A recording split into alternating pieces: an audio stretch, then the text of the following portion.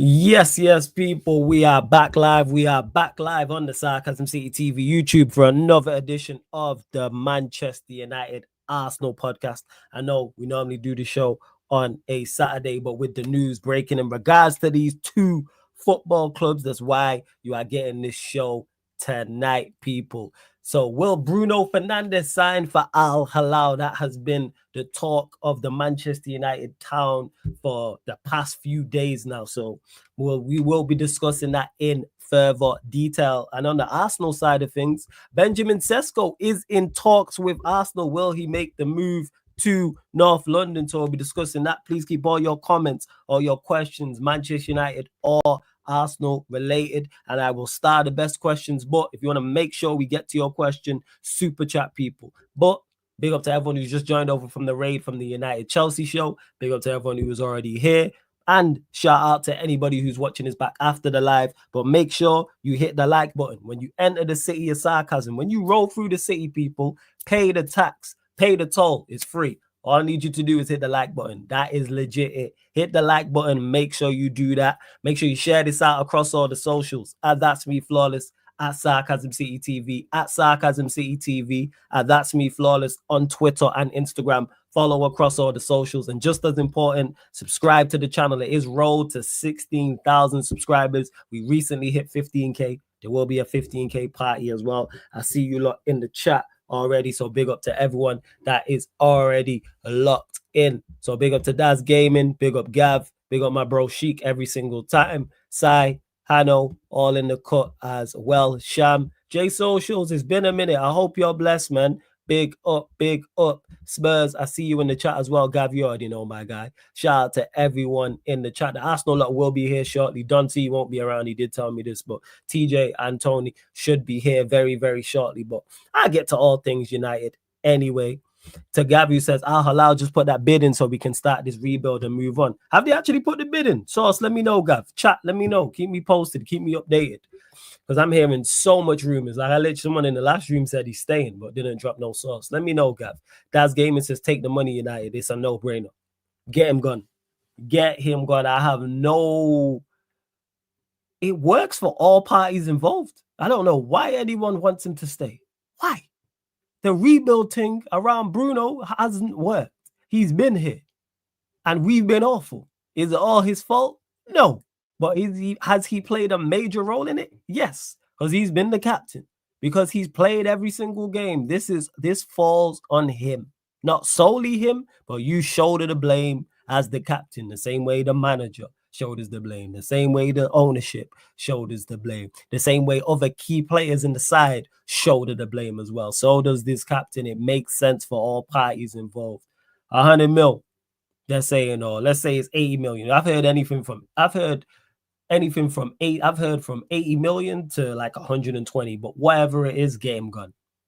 Not only does that money help Manchester United reinvest, Al Hilal also get a high profile player and he makes generational money. All parties involved, they're talking 500, 600,000 worth of wages a week. Take the bread, Manchester United. I don't get it. I see fans talking about we can't sell Bruno. Like, where's your standards? Why are you backing someone, anybody, and we finished 15th? Why? I don't understand. It's because man gets goals and assists. That is legit it. I really don't understand it. Let's not forget what he said after the final as well, talking about, if the club want to sell me from some money, it is what it is. No accountability, no self-reflection whatsoever. Nowhere did he say, I didn't perform well in the final. I needed to do better this season. None of that. If the club want to sell me for money, it is what it is. He wasn't talking like that in August when he signed the bumper new deal. Absolutely crazy what he said. And the majority of the fan base just let it slide. Same with Garnacho. He got more criticism for what he said, but what he said was equally as disgusting. And the arrogance to say, well, whether the club just want to sell me for money. Like, your performances ain't been pissed poor for the most part. Yes, you improved in the year 2025 and performed better, but the bar was on the floor. And then that final appearance just sums up Bruno in a nutshell. And go check his European record. Go check it. Horrendous. Get him gone. It's not here to even debate. Like, we've lost countless players who are better than Bruno. countless players who are more talented than him. Bear in mind, he's leaving us and we are 15th with no Europe. Our worst ever Premier League season. And before that, our two out of the 3 seasons prior, our worst ever Premier League seasons. Worst ever European season as well. Yo, game gone, man. What are we doing? What are we doing? I really don't get it. Let's see what else Hilal is saying. Yeah, man. 65 million a year, you can't turn that down. Facts. Hannah, where would you be without Bruno? Exactly, Hannah, when he put the laughing emojis on it. Crazy work. No bid yet, bro. But Sky Sports saying they're prepared to offer 100 million. Hey, stop the preparation, Al Hilal. Get the bid in. What are you waiting for? Which leads me to believe he's staying. Normally, when these things are drawn out, like a Dragon Ball Z saga, for those that know, Dragon Ball Z, phenomenal show, but Lord of mercy, they like to drag out sagas. That's what this feels like. It's like, yo, just get the deal done. Let's offer the big money. All this 72-hour ultimatum, even though if we don't know that to be true, like, yo, just get him gone. What are we doing? What are we doing? Flawless, which players do you want to replace Bruno and which 2 players do you want for the midfield? In an ideal world, Belieber's one, definitely. And if we get big money for Bruno, you could then go and get Belieber. Let's say we get 120 million for Bruno. I'm going to the high end of what's been reported, 130 million. You could then spend 70 million on Belieber, and then the rest you can then spend on, trying to think, who actually fits more profile. I'd want a De Jong type, because Belieber can do the defensive work. So I'd want someone who was press resistant, but also a good passer of the ball through the lines. I need someone who's a controller. You can just keep the game ticking, man. Like, that's what it is. Who that is, I don't know. De Jong is like that, but I'm not saying go and get De Jong. But there's no one in the Premier League I look at and go, you're a dictator like that. Or anyone I've watched often enough. Like, go get, not Tillemans, but a Tillemans profile like that. But a little bit more physicality than a Tillemans. And a little bit more press resistant, even though I rate Tillemans as well. Need a baller in there, man. Need someone technically sound, a Vitina type, a De Jong type. Next to Belieber, because then you have Belieber, that type, Casemiro, Agate, Collier. That's your 5. Cool. That's cool for a season. You would need to improve on that next season, but that as a 5, cool. I'd want a 3rd, to be honest, actually. I'm not going to lie. Hey, big up my G Don C every single time, man. Big up, fam. Hope you're good. I don't know when your birthday is, but I know it's coming up soon, but big up Don C every single time. So congrats on the 15K, my brother. Hardest working man there. Hey, big up, man. Big up, you already know. Man say Wharton. I've not watched him like that. I haven't watched him like that. Gav says Believe is the one. It's going to notice left footed added to the balance in the midfield. Nah, I hear you. Al-Hilal already got Bono, Joao Cancelo, Koulibaly, Renard Lodi, Milinkovic Savic, Ruben Neves, Mitrovic, Malcolm, and Marcus Leonardo. Not a bad team for Bruno. And that is true. It isn't a bad team. Also, on top of that, he gets to play in the Club World Cup. And on top of that, what did Zay say? Someone might be leaving. I think it's Malcolm, he said. I think it was Malcolm that he said could be leaving also. He did say that. All right, big up LJ, man. Blessings. Big up. But yeah, man, you lot continue to get your questions in as well. Where's my water? Did I box my water? Crazy work. Did I actually finish it? Let's see. Did I box mine? Oh, this must be mine. Must be from earlier. Flawless, what do you think of Ayari from Brighton? I've not watched him like that, to be honest. I haven't watched him. If we get anyone from Brighton, go get Belieber. If we get this Bruno deal done, use the vast majority of that money. Because we need someone who's not only technically sound, but we need someone who's a powerhouse in there. And then you, like I said, you go get a controller. Like Vitina type, De Jong type, Tillemans type. Again, not those 3 players, but I'm talking about that is the profile. There's no one that I've seen. Not saying these players ain't out there that I like that. Like, man keep telling me about Stiller. Man keep telling me about Stiller. I've not watched him like that, so I can't comment. But anytime his name gets mentioned, I've heard nobody say anything bad about him. Heard no one saying anything bad about Stiller. But I can't comment because I don't watch Stuttgart. I have not watched him play, so I can't even be like, yeah, go get such and such. That's what I'd say. Hey, love that, man. Turn up soon, Dante. We're going to have late birthday celebrations when we step out, man. Because there's an event next month in Poole. So if you're about, pull up, man. Pull up. Daza says, Flawless is looking dark, bro. Why is it looking dark? What did I miss, Daza? Chat to me. Did I miss something? Let me know what I missed. Flawless, what's my hope for next season? Improvements across the board. That's what my hope is for next season. Just literally improve. And the vast majority of these players gone. If the vast majority of these players leave, happy. If we can get rid of number 8, number 9, number 10, and the rest, cool. But to clear out number 8, number 9, number 10, clear all these wages, we've already cleared 335K in wages already, which is great. In particular, getting rid of Lindelof, Eriksson, it was time to go. Evans, it was time to go. It's like, all right, boom. Carry on in that vein. So, yeah, to clear that much, to bring in Cunha, great start as well. So, clearing out these players in next season, just an improvement across the board, which, if they carry on like this, we should get. Yeah, people keep mentioning him. People keep saying Stiller all the time is the guy. People mention it all of the time. Wharton, like I said, he's another one. I've not watched him like that to comment. So I don't know how good he is. I'm always skeptical of English players all the time because I know what the media is like. But we'll see what's what. Well, she went far with the statement about how many goals you'd score. Facts. Big up to Danny. Oh, yeah, I'll get to this, Danny. Don't worry about that. Flawless, keep Bruno and Canacho or sell Mount and Hoyland. Get rid of all 4 of them. All 4 of them must go. All shouldn't be here come the start of the season. Hey, big up AJB, my guy. Every single time, big up, Lodge, up to you as well. I think Tony's here. Hey, Tony, write in the private chat when you're ready, and I'll bring you into the stream as well. See what else you lot are saying. I've started that, Danny, about, man called him Benjamin Sesko, about the Sesko deal and Sesko news as well. All right, man, let me bring Tony into the fold. What are you saying, Tony? You good? Big ups, man. How you doing, brother? Blessings, man. I'm good, man. I'm all good. You bless you?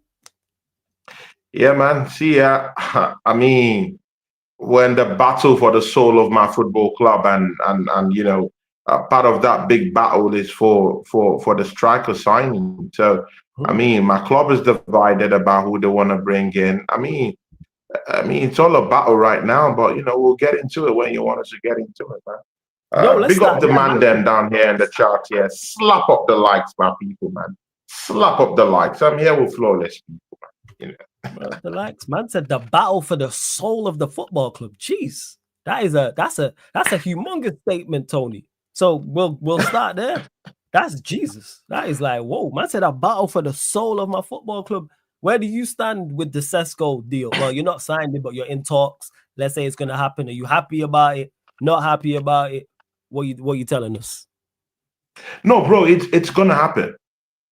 The Sesko deal is gonna happen. Do you know why it's gonna happen? Because Mikel Arteta says so.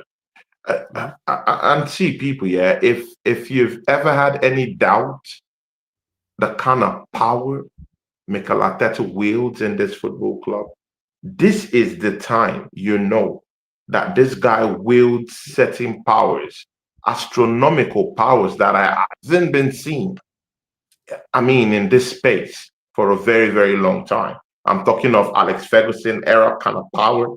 I'm talking of Arsene Wenger kind of power. That's the kind of power this guy wields, you know, in that football club. And it's just showing.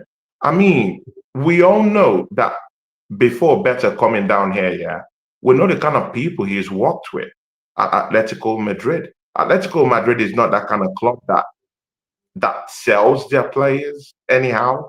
I mean, you must do your due diligence before you sell players to them, or they sell to you. You know, boardroom talks with Simeone might be something that might look like, I mean, a bus stop in a ring, right? Because Simeone looks like that kind of guy that would just say, you know what, yeah, after talking all that trash in the board meeting, yeah, let's meet at the car park and let's get our scrap on. I mean, if Mikel Arteta could get that guy to balk in just after, I mean, we started getting rumors that there's infighting about Sesko and about bringing in Gyökeres. Bro, in less than a week, Mikel Arteta was able to crush that opposition in less than a week. Bro, look at me and tell me that Mikel Arteta isn't the Bubu Yaga. I mean, the Bubu Yaga is the guy you sent to kill the boogeyman. is the boogeyman you send to kill the boogeyman. Guys, I'm sorry I'm getting all continental and I'm getting all John Wick down here for you. I mean, for those of you who that just flew through your heads. I mean, guys, see here, I got bars, but I just saw my guy, TJ! On John Wick? He's in the house. John Wick? Big up TJ. TJ, how you doing, man? Talk to these people, bro. Bro, I just wrapped up American Idiot. Apologize for being late. No, no need to apologize. Cool, man. Now you working like me, fam. No, it's all good. Bro, Don't need to apologize, man. It's all good. Yo, everybody, and everybody that came in from the raid, from Saad's channel, from Matt's channel, on my channel, and my channel, go and subscribe to Sarcasm City TV. My guy Follis just hit 15K. Let's get him up to 16K before the end of June, people. Let's go. This channel is one of my favorite channels to do. Otherwise, I would, not be putting up with Flawless for the last 2 years. But anyway, yeah, big up, guys. Like, how we doing, Tony? Tony, you good? Oh, good, man. See, man, I'm good, man. I'm good. But, I mean, I've had to... I just finished the show with BBK Sports, guys. Go watch that classic. That's my second episode with BBK Sports. That's our show together called Stare the Pot.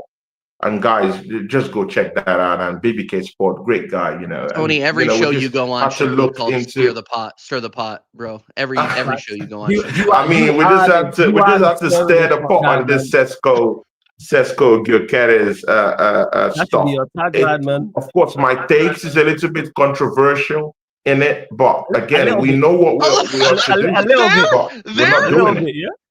Just a little bit, Tony. Just a little bit controversial, yeah? Only a little. Yeah, just a little bit controversial. Of course, yeah. Definitely. You know me, man. You know me. I think for myself. I'm not see people in the chat. You all know me. I'm not a crowd mentality guy. I'm a kind of guy that I think for myself. I'm not a slave. I'm not a slave to what they put out there. I'm a slave to my own self, to my own thoughts. So no one is gonna influence my thought than me.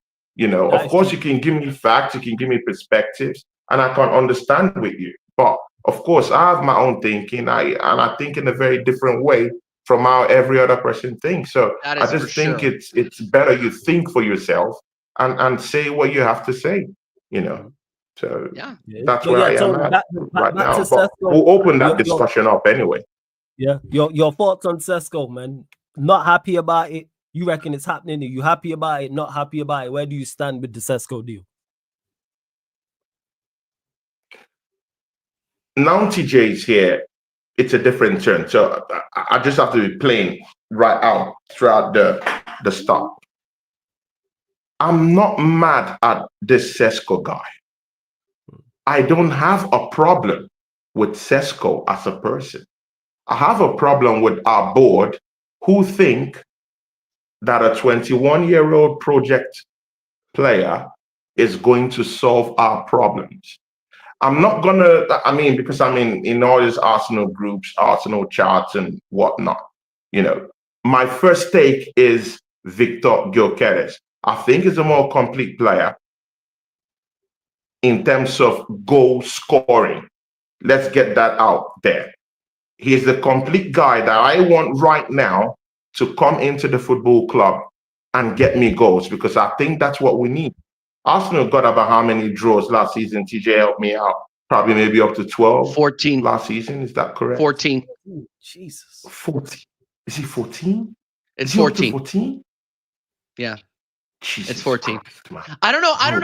Is that the most draws we've ever gotten in a season? Because we got 12 during the Invincibles. I'm trying to. That's I much, man. I'm gonna look that up. Have a look. Minus the 2 8-3 finishes, which had it out, you got that many draws. That's the only one that's close. Jeez. Bro, imagine we just had 10 wins with a goal poacher who would score goals for us and poach those goals in impossible situations and then win those games for us. But again, Arsenal is dilly-dallying, and then we're not going for Sesko. But one thing I would not accept from Arsenal fans is us demonizing a 21-year-old, calling him trash, calling the 21-year-old names. Bro, I'm not into that. The problem is the cancer we have at the football club, which is Mikel Arteta, which is the board better for folding so easily for this manager to bring in Sesko, rather than me being mad at Sesko as a player. Sesko as a player, to me, is a raw project player. I think he has the whole trappings of a number 9. The only thing that's missing from a Sesko is the ratio he's going to give to you in terms of the numbers he's put out at Germany where he has played. He hasn't really given, dished out enough numbers to justify his move. But again, traditionally, we've also seen many other players come into the Premiership with that big, huge astronomical numbers from their football clubs down to the Premierships, and they're having a good time in the Premiership. I'll give you again. I'll put you I'll put it into context and give you perspectives, guys. 4 seasons ago, 3 years ago, Arsenal fans wanted someone called Isaac. Isaac came from a football club, Real Sociedad. Please check the numbers. Did he score up to 14 goals? Big up Duncy. His highest tally Big up Duncy in Real Sociedad. Big up Duncy. Big up Duncy. Yeah. It was 14, right? He didn't score more than 14 goals. He came down to Newcastle. 17. He had 1 season. But not in the La Liga itself.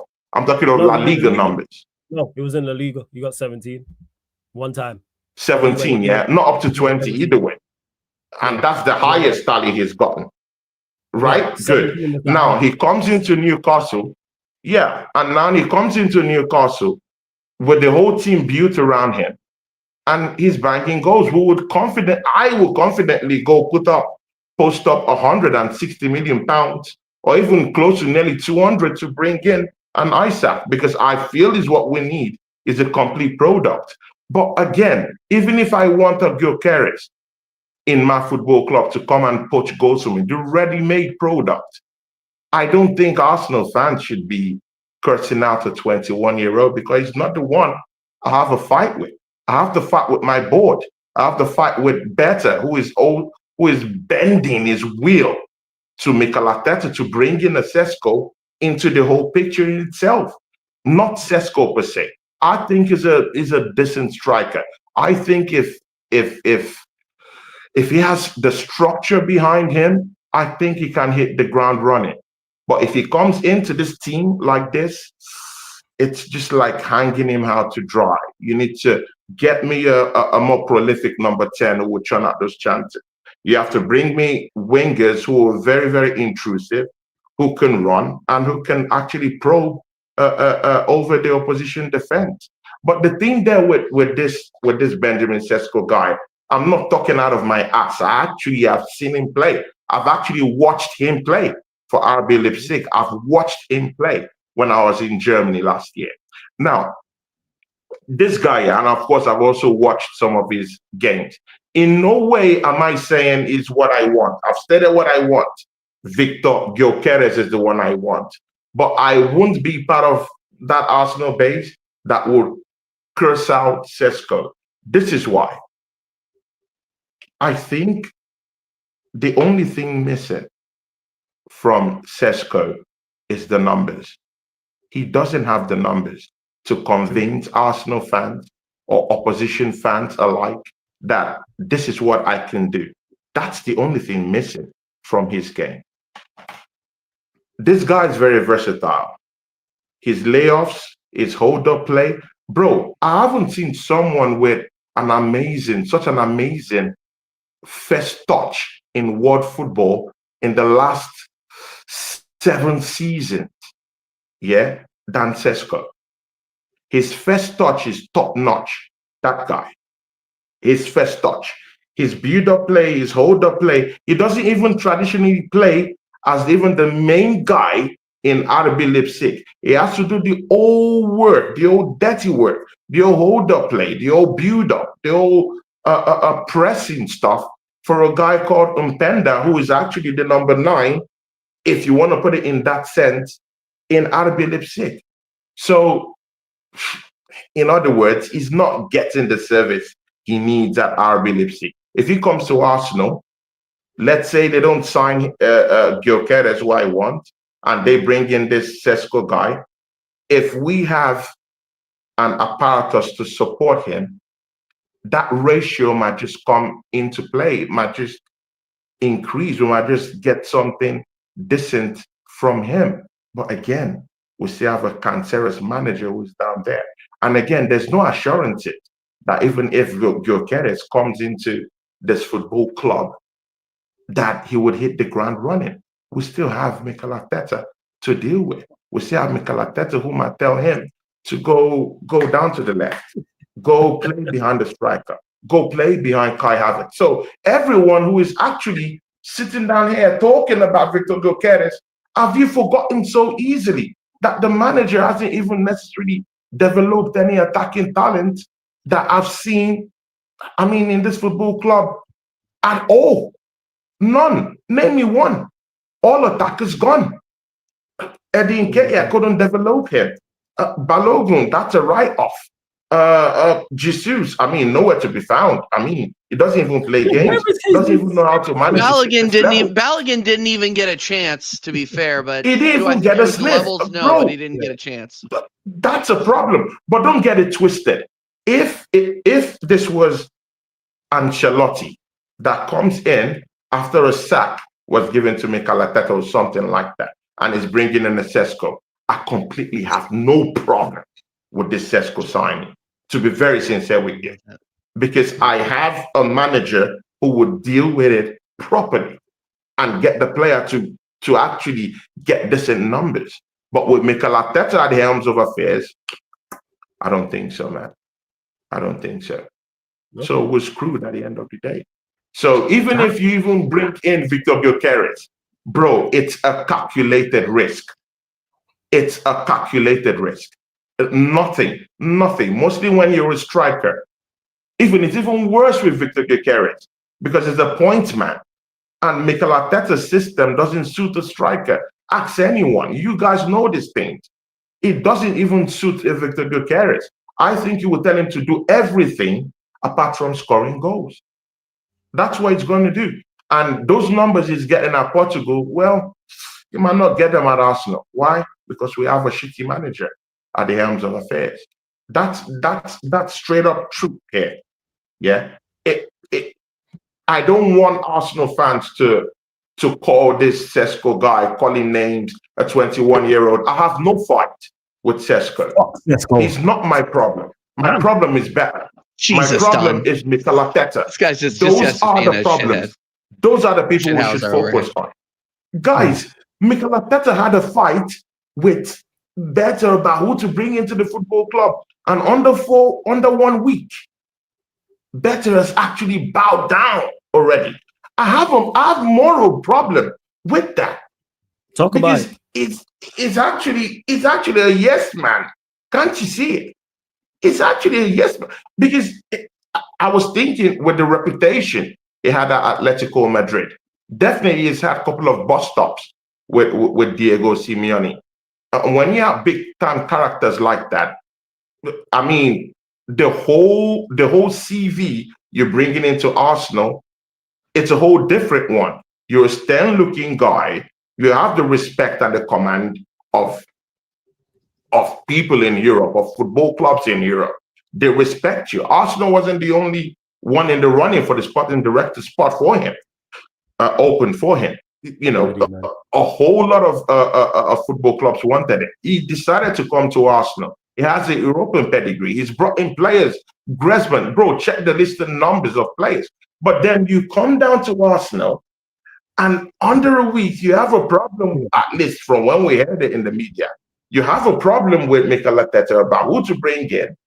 And then the next week, we're hearing you're going to complete a deal for Sesko. Now, that tells me what I need to know, that you're a yes man, number one, or it's either one of two things. It's either you're a yes man, number one, or it's either you want to give the manager whatever he wants right now, so that probably by next year when he fails, you would say, you got your striker, you failed us. Now you get the sack. It's only those two options. Apart from that, but I wouldn't be the guy to demonize Sesko. I really do think it's a project player, but I think it's that kind of project player that if you put the proper structure, you could get numbers from him. But will numbers win us the league? That's the bigger problem. Fez? Damning statement from Tony. Sesko's not too bad of a signing, but Arteta's the problem. Berta's bowed down. He's a yes man. Jeez, it's a bit crazy. Don't see what you're saying though. First and foremost, you good, fam? Yeah. Yeah, I just want to say big up, Don C, man. Welcome, bro. Big up, everyone. All right, lads. Yeah, I gotta be serious just for 1 second before I start cussing everyone. If like as man them, right, we gotta get our prostate checked. You know what I'm saying? It sounds weird, but trust me on this one. Get your prostate checked because you know what? Yeah. Not enough men are talking about it, and you see, cancer can hit anyone and everyone, every man at any time. You know what I'm saying? No one likes to go doctors and all of that, but go get a checkup. You get me? Because the older you get, the worse you get. You know what I'm saying? Catch it early because you got a chance of survival. All right, then. So big up my boy Steve. Yeah, enough love. Yeah. Anyway, love to your brother, to your brother, man. Every time, man. Big him up, man. Big up your brother. People, big up. Yeah, yeah. Steve. Big up. Yo, anyway, about this Sesko talk. Well, it's better than Zumba Mendy, innit? Because we've actually going to get a striker. But I don't really give a shit about Sesko. Should tell you why? Because I don't want Sesko. If we got Sesko and a ready-made striker, then I'll be happy. Let me show you lot something here. You see Berta. Berta is not a yes man. That's the thing. He's not a yes man, but he's not a man that brings in ready-made players. If you check his resume and check all the players that he's bought gunman that became gunman. Yeah, he bought potential. You get me? All the players that he got, you can name a list of them. They were all young and all raw with potential. Tell me one gunman that he brought to Atletico Madrid. One gunman. Yeah, because people can say he brought back Griezmann. He brought back Griezmann. Back Griezmann, yeah. He brought that, yeah, and it was already a hitman already. Only because he flopped. When he brought him back. He's flopped at Barca, so they got him back on the cheap. Yeah, back to his home. Yeah. But tell me a player that he actually bought that was a gunman before they went to Atletico Madrid. This is a typical Berta signing. Yeah. Because people were on the hype of, do you know what, brother? Yeah, he's going to bring us this. He's going to bring us so much bad, man. He's going to bring us potential players. He's someone that Arteta can work with. You people have been gaslighted. Gas fucking lighted. Yeah? He brought in Suarez. Was Suarez a gunman? No, he was a player with potential. Yeah? Costa. Who else was there? All people with potential that went on to bigger clubs. Morata was there, right? And later on in their career, they went to other clubs later on in their career to win things. You know what I'm saying? Mm-hmm. This is why I never got gassed on this Berta, brother. You know what I'm saying? Because this is just a typical Arsenal move. Like, you see Arsenal, yeah? Arsenal are playing 3D chess with you fucking dumb simps. That's what Arsenal are doing. Yeah? Just to get you hype. Just to get you hype. Yeah? Don't get me wrong. Yeah? Like Sesko could be like the player of next season, or he could turn into a Højlund. Yeah? He could turn into a Højlund. This is why when we was talking about strikers, I wanted it's cut from a different cloth from Højlund. Let's put that out there. Come on, man, let's put that out there. No, it's cut from a different cloth. I'll keep short now so you can continue.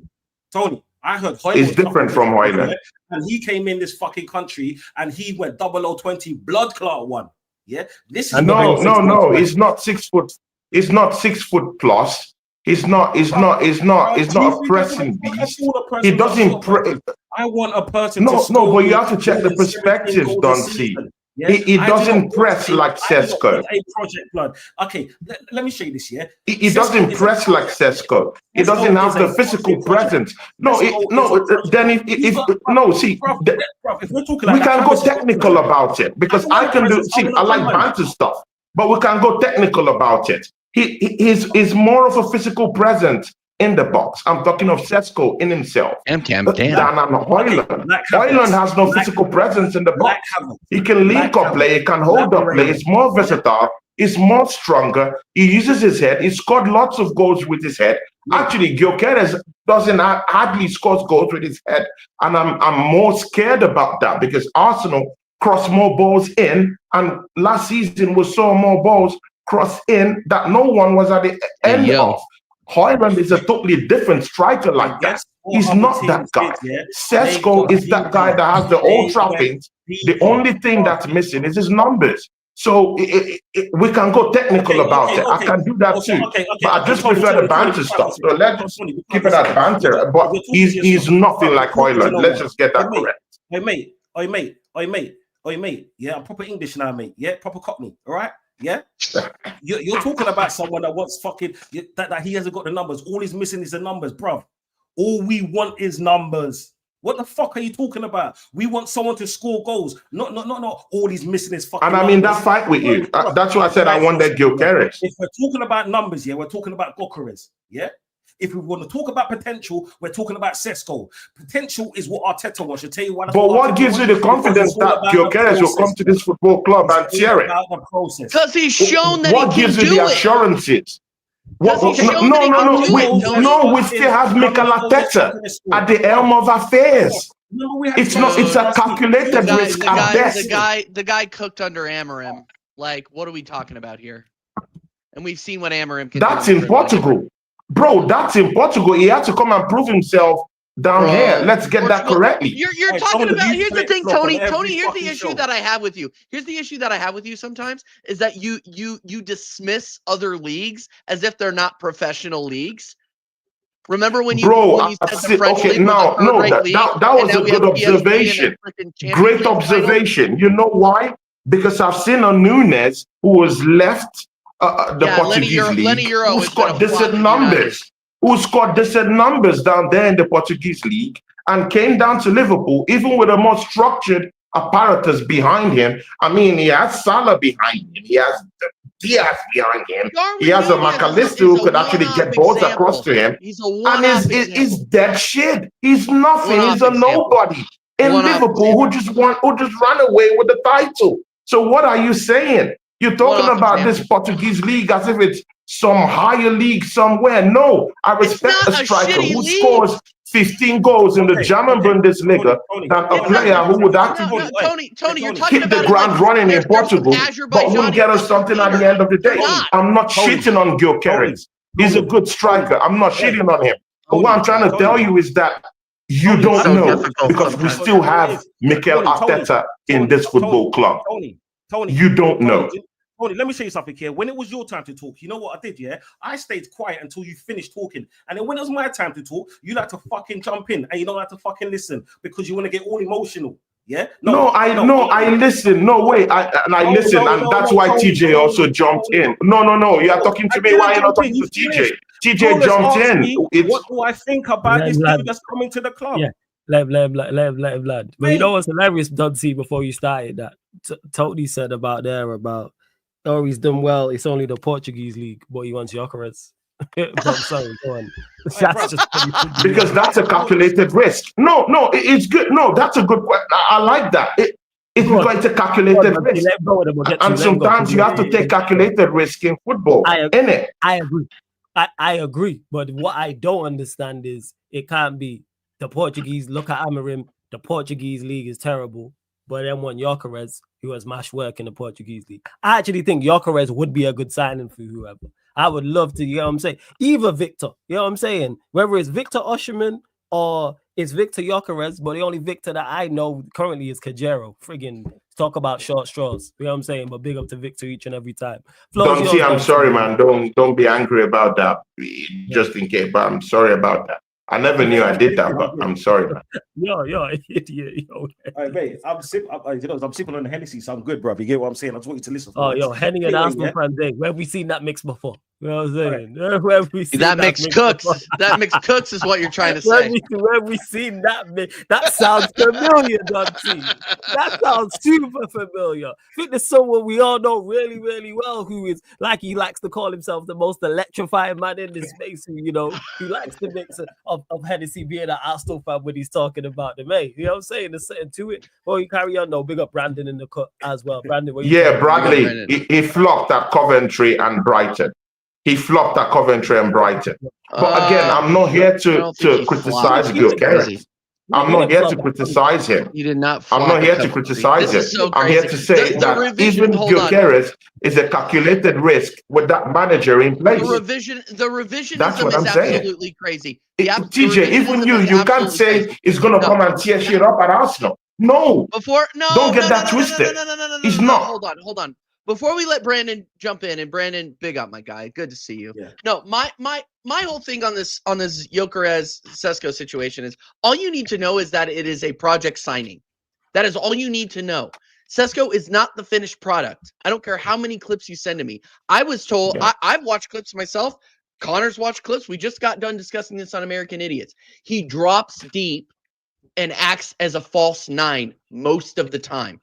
Does that sound familiar to you? Just like I said. Come on, man. Come on, bro. Come on, man. That's because he has Impender. That's because he has Impender playing as a number 9. It's not in the wheelhouse of Impender. No, it's not in the. No, but again, you have to listen to perspectives. No, again, you have to listen to perspectives for the last 30 minutes, bro. I've listened. No, but that's wrong. What you just said about him is wrong. It's not true. It's wrong. He does the whole work. He holds up play. He lays balls off. He's more of a presser. He presses like a dog. He's a big time presser of the ball. He's build up play. He helps in the build up play. And Bender is more of that guy that's in the box because he doesn't have everything in the wheelhouse that Sesko has. Again, I will say this again so that people don't use me as clickbait. I want Victor Gyökeres in my football club. But I am not going to be the guy that is going to stay here and shit on a 21-year-old because it's not the problem I have in my football club. Arteta is the problem I have in my football club. Better is the problem I have in my football club. I'm interrupting Tony. Deciding to bring in a Sesko. Tony, stop. Nobody is going after Sesko. I've stopped. I'm just no. I don't want anyone to switch it up on me. That's why I said that. Nobody is. You're acting like Sesko's lawyer as if somebody's going after him for being an undeveloped player. Nobody is. No, but the fact that there are people are going at him. Hold on, people are going at him. Tony, they're calling him trash. They're calling him this, and I don't think it's trash. Tony, Tony. He's just a project player. Tony, that's nobody on the panel. So let's relax. Stop listening to X. Stop listening to any panel members that you're watching on any other show and listen to what I'm saying. I am not blaming Sesko for the Arsenal interest and Arteta wanting him in. I am blaming Arteta for wanting an unfinished product. I think Sesko will make a great footballer sometime, but we need a finished product now that can finish, that is clinical. We win critical games last season with a guy like Gyökeres in the 9. Period. End of story. We were missing open nets with the absolute German fraud or Brazilian fraud, whatever fraud we had in at the 9 last season.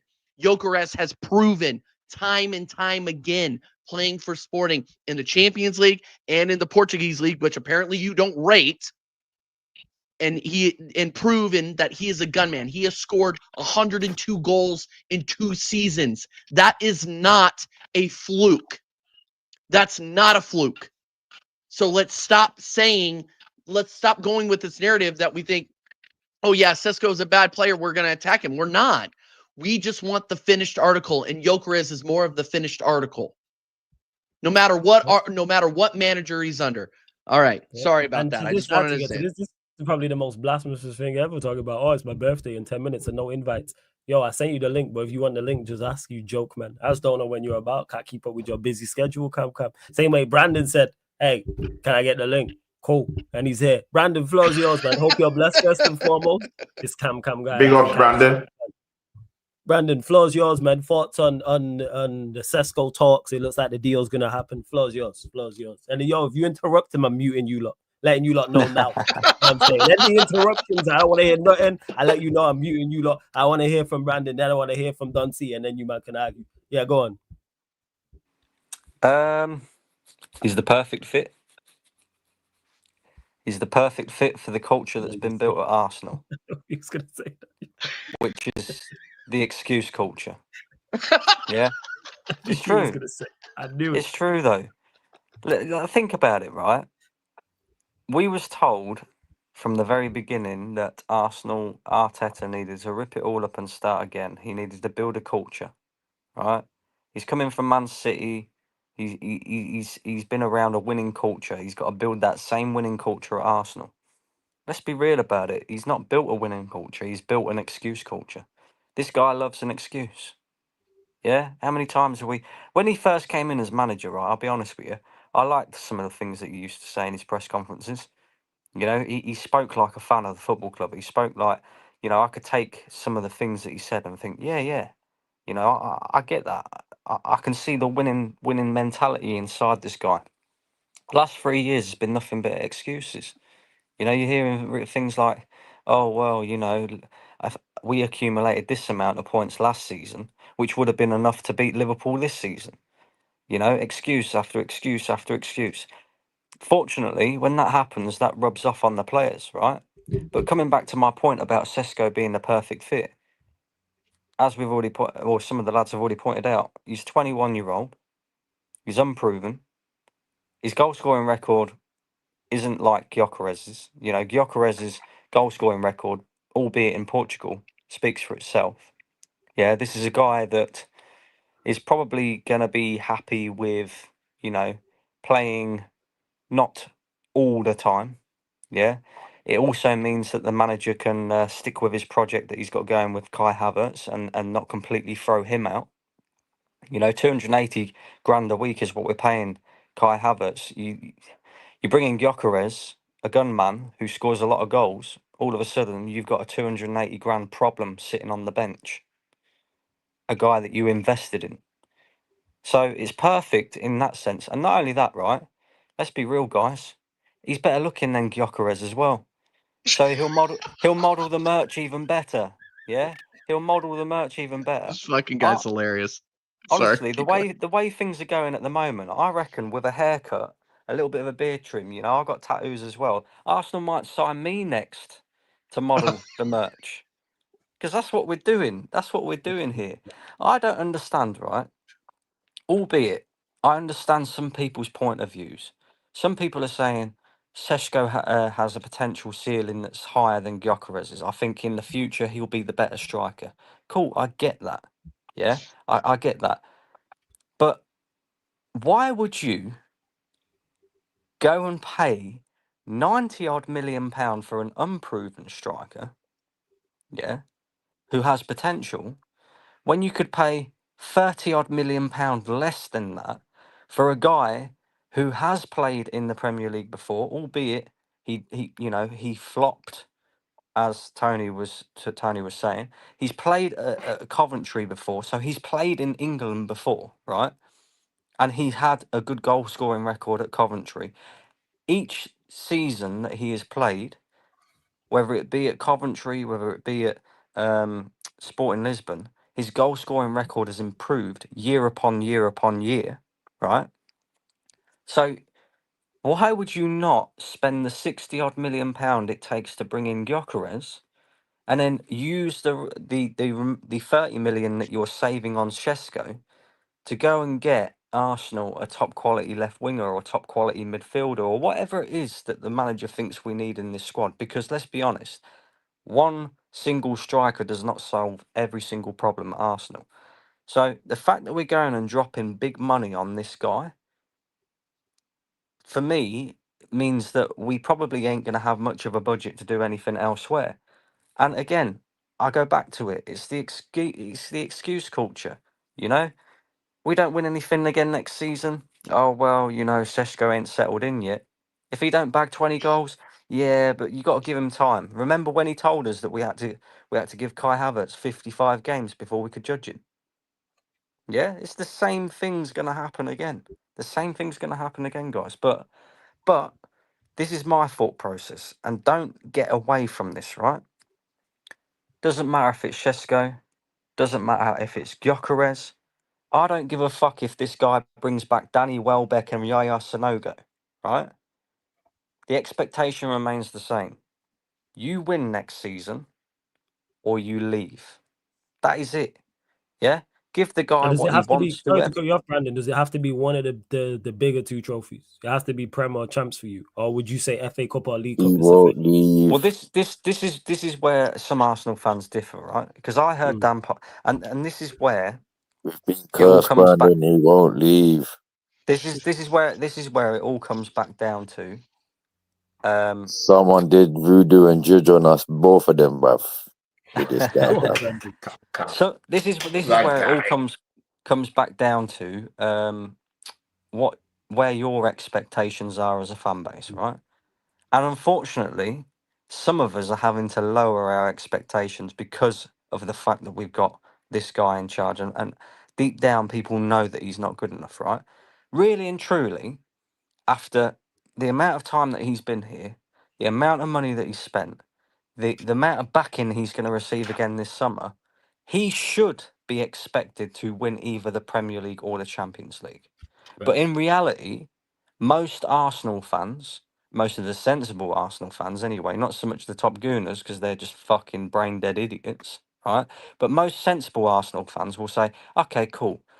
We'll lower our expectations slightly, and providing you win a trophy, even if it's one of the domestic trophies, and compete for the league title, we'll accept you staying another season. Dan Potts Oh, said that himself on his channel the other day. He said, as long as he wins a trophy and competes for the Premier League title, I'll no, accept that. For me, failure. No, for me, he Let him has land. to win either the Premier League or the Champions League to keep his job. In fact, it's pointless me even saying that because I haven't wanted the guy here for the last 3 fucking years. Because it's clear to see that he is not good enough, right? People think that this striker situation is going to solve the majority of our problems. What about cover for Bukayo Saka? We still haven't got that yet. What about cover for William Saliba? We still haven't got that yet. What about the fact that we keep signing players from these foreign leagues, expecting them to come in and instantly settle in? But yet, a few years ago, when Jurgen Klopp took over the Liverpool side, he built from within the Premier League. He brought players from within the Premier League. Why? Because there's more chance of a success rate of them players being successful at your football club. Why? Because they already play in the fucking league. So why are we not going to a Brentford, for example, and saying, cool, the ideal situation would be sign Rodrigo, top class player, one of the best in his position. That's the ideal situation. If you can't get Rodrigo, go and get an Embuemo, somebody like that, proven goal scorer and assist maker in the Premier League. Yeah, you know that he's going to offer you at the very least the same sort of level as what he's shown at Brentford, right? At the very least, instead of taking these massive risks on players from foreign leagues, oh, they need time to settle in, oh, this, that, and the other, and all the bullshit that comes with it, right? The reality is, Arsenal got a lot to do in this window, and we're already behind. Yeah?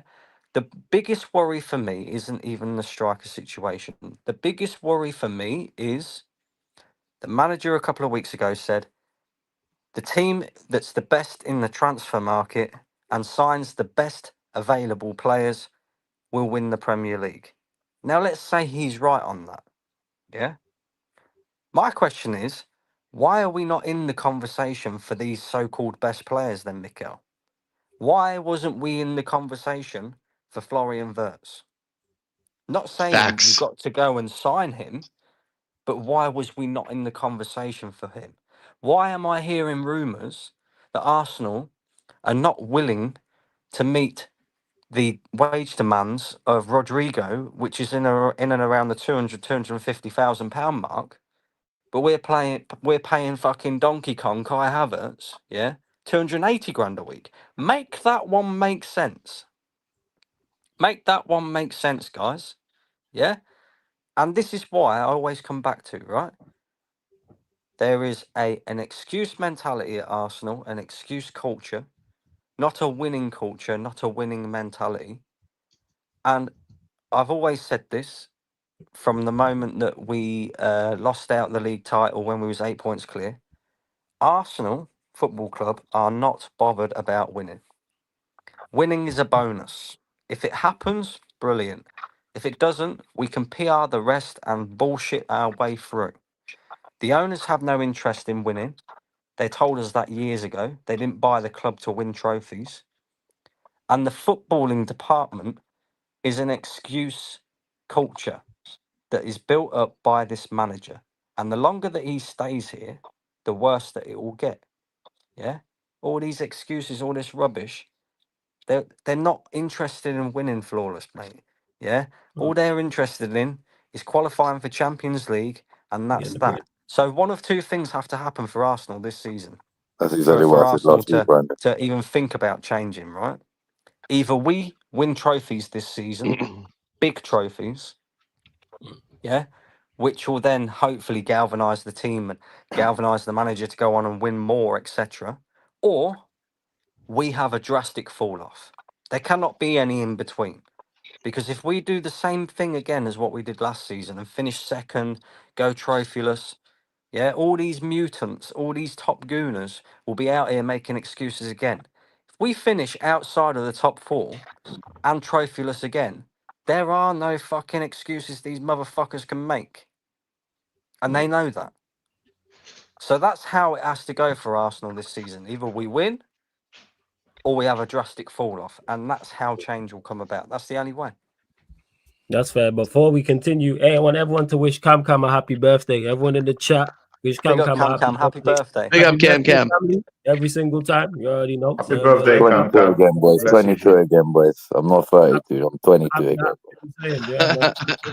Happy birthday. Happy birthday. Love for everyone in the chat as well, man. I've been saying. Floor's yours, Cam, man. Floor's yours. Hey, why is everyone upset, bruv? It's just, we can all relax, you know. Like, we don't have to be so vexed right now. Let's relax. Let's take the week off. The season's just finished. Don't be vexed, guys. I know this Sesko bullshit and the Gyökeres bullshit and all of this bullshit. Let's just relax. Let's take the week off because there's no point stressing about this. But what Brandon said is, I think Don C would have said it. TJ would have said it. Maybe Tony would have said it. I don't know anymore, bro. Everyone's would have fucking said the same shit in their own fucking way. So I said it last week, bro. This is Wenger 2.0 all over again. Yeah. This is, as long as this Bray gets top four, don't matter about no fucking trophy. This guy will be within the job. It is what it is, bro. Like, at the end of the day, the Sesko news, I don't really care about anymore, man. Just give me a fucking striker, bro. I just want my point to be proven, yeah, that if you get his certain striker, it's going to fail. If you get an actual striker, it's a risk. Like, even Gyökeres, like, it is a risk, but I'd rather obviously my man than Sesko. But at the end of the day, a striker's a striker. Like, just fucking get me a striker for fuck's sake, bro. Because the biggest thing about him was he hasn't signed a striker. So let him sign this striker. Let him. Let's not stress about it. Let him sign this striker. If it fails, it's going to fail expeditiously in his face. And we're all going to laugh at him. But if it succeeds, it's only a bonus for us. So it's just one of them, innit? Like, I'm just glad I'm here. I'm alive. I made it another year. You know what I'm saying? This team didn't put me in the grave another year. I'm good. So, you know what I mean? Nah. You're not gonna. It's not gonna get to that. What you saying, man? Sesko. Not gonna get to that. Happy birthday to you, Cam, bro. We love you down here, man. Absolutely, man. I echo that. Oh yeah, and reports are coming out as well stating that Juventus are in for Gyökeres. They've made an approach, so they're interested. I'll be honest with you, yeah. I'll be honest with you. See with that Gyökeres, yeah.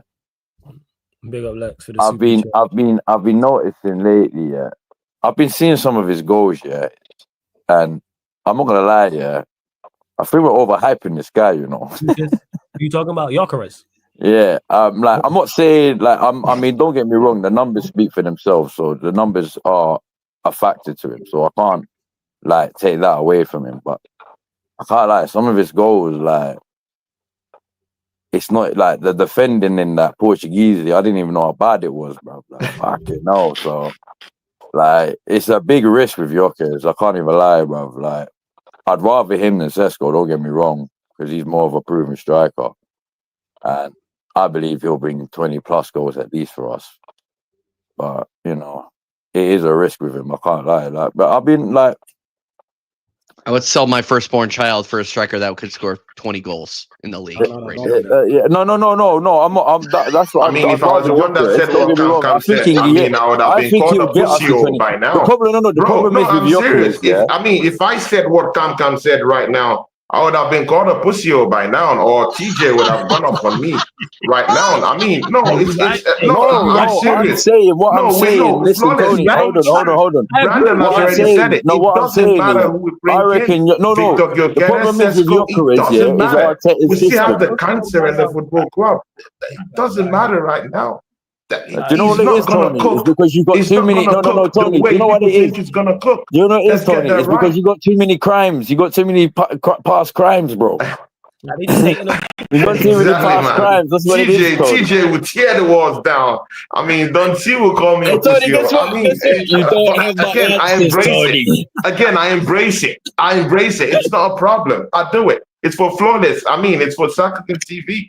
Provided everything is all good, you know, we're all family down here. The point I was trying to get to, though. Just when Cam said it, look at everyone. Everyone calm down. Hold on. The point I was trying to get to. Took it in. No, listen, TJ took it in. Brandon, let me just quickly finish. Brandon took it in. Let me finish. If it's me now, oh my God. Oh, what is he talking about?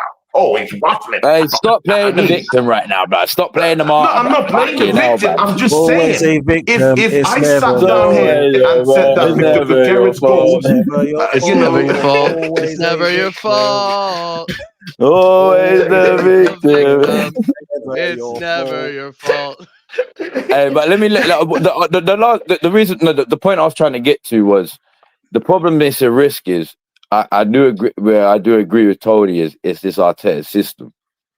Like the system, like Gyökeres will not suit Arteta's system. Well, maybe he will, but it's just one of them. Like I could just whatever 9 we get under this system, yeah. The guy could bring Thierry Henry out of retirement. The guy will be a fucking inverted number 9, bro.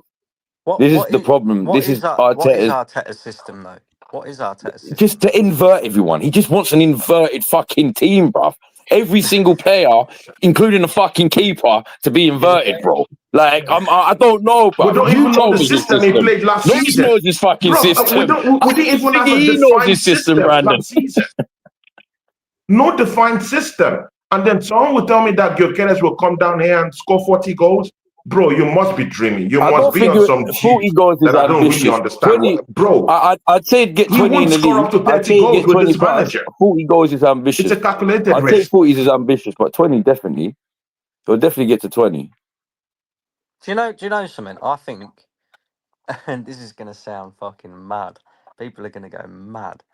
If you're looking for that big, tall, physical guy who can maybe drop deep, who's for an actually NBA a striker all-star right now.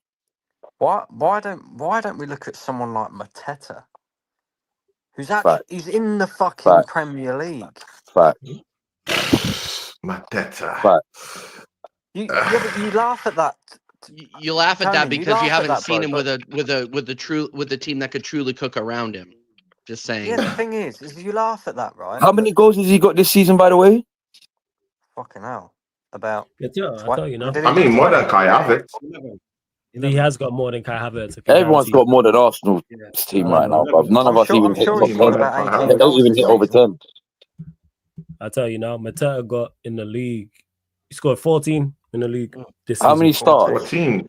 That's decent numbers. from Crystal Yes, Palace. They said no. 14 out of how many starts? How many games did he play and how many starts? Oh, you know, 1 second. Let me try and find it. Sorry. I'm trying to find it now. Give me 1 second. That's all good. It's all good. But yeah, that's a great return for a mid-table Well, I'll club. take him.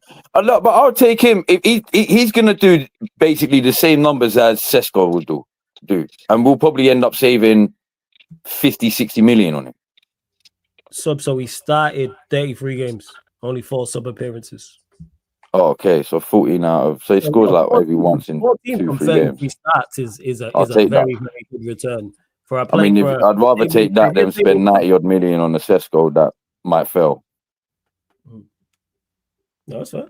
That's a very good return. And he scored 16. But again, Mateta is in. I mean, he's not consistent. I'd even That's take the him problem with Mateta. I mean, he can we're get gonna you go that goals, way. but he's not I'm taking consistent. Buemo, with but it. not at the striker I want a position. striker. If we're shelling out on a striker, Back up, right we back. definitely have to shell out on someone who would be I said consistent. right back. And I've seen him in the Premier League, Winger, and I I know know what you meant. enough to know that he's not I consistent know, enough. But I hear you if you talk about Inverted right back. wingers in the league. If you're telling me about wingers in the league that can be a little bit more consistent enough, yeah, I would say bringing in Buemo. No one is even talking about Semenyo. Bro, I'll take Semenyo in a heartbeat. Quick, immediately. Semenyo. No one is talking about this guy. Mitoma, bro. I'll take him as a backup player. I'll take him as a bench. I'll bring them to Arsenal. So I mean, said, though, Tony, I don't know, man. You just said you're looking for consistency. Matoma is not consistent. Semenyo is not really consistent. If anything, right, I look at Semenyo. I think he's decent, but I think he's more of a pace merchant than anything else. I ain't gonna lie, he's more of a pace merchant. Yeah, Semenyo's not what you need. Yeah. I take him as like you know. I'd take. Do you know what I'd do? I would take him at Arsenal, but not like as a starter.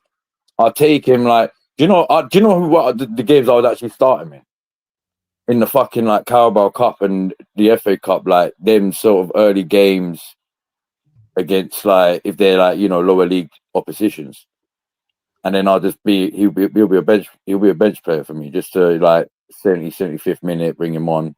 Because we know he's got pace. Who are you talking about? Semenyo, I'm guessing. Semenyo. Bro, we didn't beat Bournemouth this season, bro. They beat us home and away. And Semenyo was part and parcel of those grillings. And we got this season. I think he's a good player, but there's no team in your team. And if you build Mitoma with under a big time prolific structure, you can get the best out of it. Bro, I don't like looking down on Premiership players because most of them know how to play. They know the intensity. They know how to play in this league. I'll take a Semenyo quickly. Mitoma. Do you know who the best was? Do you know who the best was that Premier League players? And have squad depth around them. It's all good. And you have a good goal poacher around them. It's all good. Sir Alex Ferguson was the best guy, to bring in like a Premier League player from like a like say just someone lower down the league and make him a great player, man. He might not necessarily be a world star player, but he'll be a solid, great player at Man United. Like I don't know what that's why I rate Fergie so much because I don't know what it was about him, bro. Like, he struck so much fear into players. He bought the best out of them. You didn't play the best for him. You were scared for your life. Yeah, facts. 100% big so up. Do that's what I'm saying. Like, so I kind of get where Tony's coming from with the Premier League players sort of thing. Like, yeah, I get it. But the problem is, it's Arteta, bruv. This is the problem. Like, Arteta ain't got that pedigree. But we've seen it, bruv. Like, he can't even handle a fucking Lacazette, who's like a Aubameyang, if that makes sense. Like Aubameyang's personality is out there, and I know Lacazette's was out of it, but it was nowhere near Aubameyang's. Do you know what I mean? Lacazette was a more laid back guy, and he couldn't even handle him. So it's him, bro. It's just fucking him, bro. It's just this curse we got. I don't even call him a manager no more. I just call him a fucking curse, bro. Guys, hey, big up to Lex for the super chat. Appreciate it. Says, Tony needs to be put on trial for his crimes. Vert your trophy, Tony. My bad, you're stuck with oh dear God. Floor's yours, Tony, to respond. I mean, I blame Mikel Arteta for all this nonsense, that we Arsenal fans are left to deal with. I mean, TJ and Don T, I'm very sorry, man. I mean, I left you guys to deal with this alone. I mean, Lex coming out here trying to, trying to wind us up and post up super chats. I mean, I love the super chat, makes my brother richer. But, it hurts, man. It hurts. No, sincerely, it truly hurts, man. To see Liverpool just run away with that title that rightfully belongs to us. We know it rightfully belongs to us. It's us. We should have won it. It belongs to us. You run away, bro. You run away, bro. Since we still have this cancer down here, it doesn't matter. See, and again, that's why I'm not crazed about this signings. Yeah, I mean, I see lots of people talking about Gyökeres. Yeah, if he comes in, we're not going to win the league because we have this bozo of a manager down here. So why are we dancing like clowns or crying when we know that even if we bring these guys in, we know we have this manager who completely doesn't know how to bring him out of players. Bro, he has proven it year in, year out that he can't bring the best out of Martinelli. Check out all the attacking players that we have here. He can't bring in the best out of Martinelli. He's grown worse. Look at we need two strikers. Why can't he bring in both? Bro, should we start counting the numbers? If you bring in even a Gyökeres, Gyökeres is more of what I call a calculated risk because of what he has done in Portugal. He would have to come down to us now, prove himself, of which I know because of this manager. I'm 80% sure Gyökeres won't score up to 20 goals. Guys, I'm serious with you. Because this manager will get this guy he will get this guy doing every other job apart from being in the number 9 position, coaching goals. You know it. No one should argue with this because we've seen this happen. It's proven. We've seen it happen. It's not aliens. See, guys, you guys know I talk about aliens, I talk about stars, I talk about anything. It's in my wheelhouse to talk about these things. But guys, you guys know I'm not capping with this one. You know that. I'm not capping with this one. Provided we have this manager, Gyökeres will turn shit up at Arsenal. Let's get that frank. He's gonna struggle regardless because of Arteta. That makes sense. It's gonna get him doing all other things apart from scoring goals. We've seen this. We've seen this. And mind you, I don't trust this manager in terms of the fitness levels of players. Gyökeres that hardly gets injured could just come in. And bro, I mean, a hamstring could just struck him. Guys, do you believe that or not? Am I lying or not? Is that a lie? Is that cap? Bro, Kai Havertz never gets injured, but yet he's missed nearly half of the Premiership games. So an hamstring injury, bro, I've never seen that guy get any injury. Even in Chelsea, he hardly gets injured. Only at Arsenal. I don't know why with this bozo manager.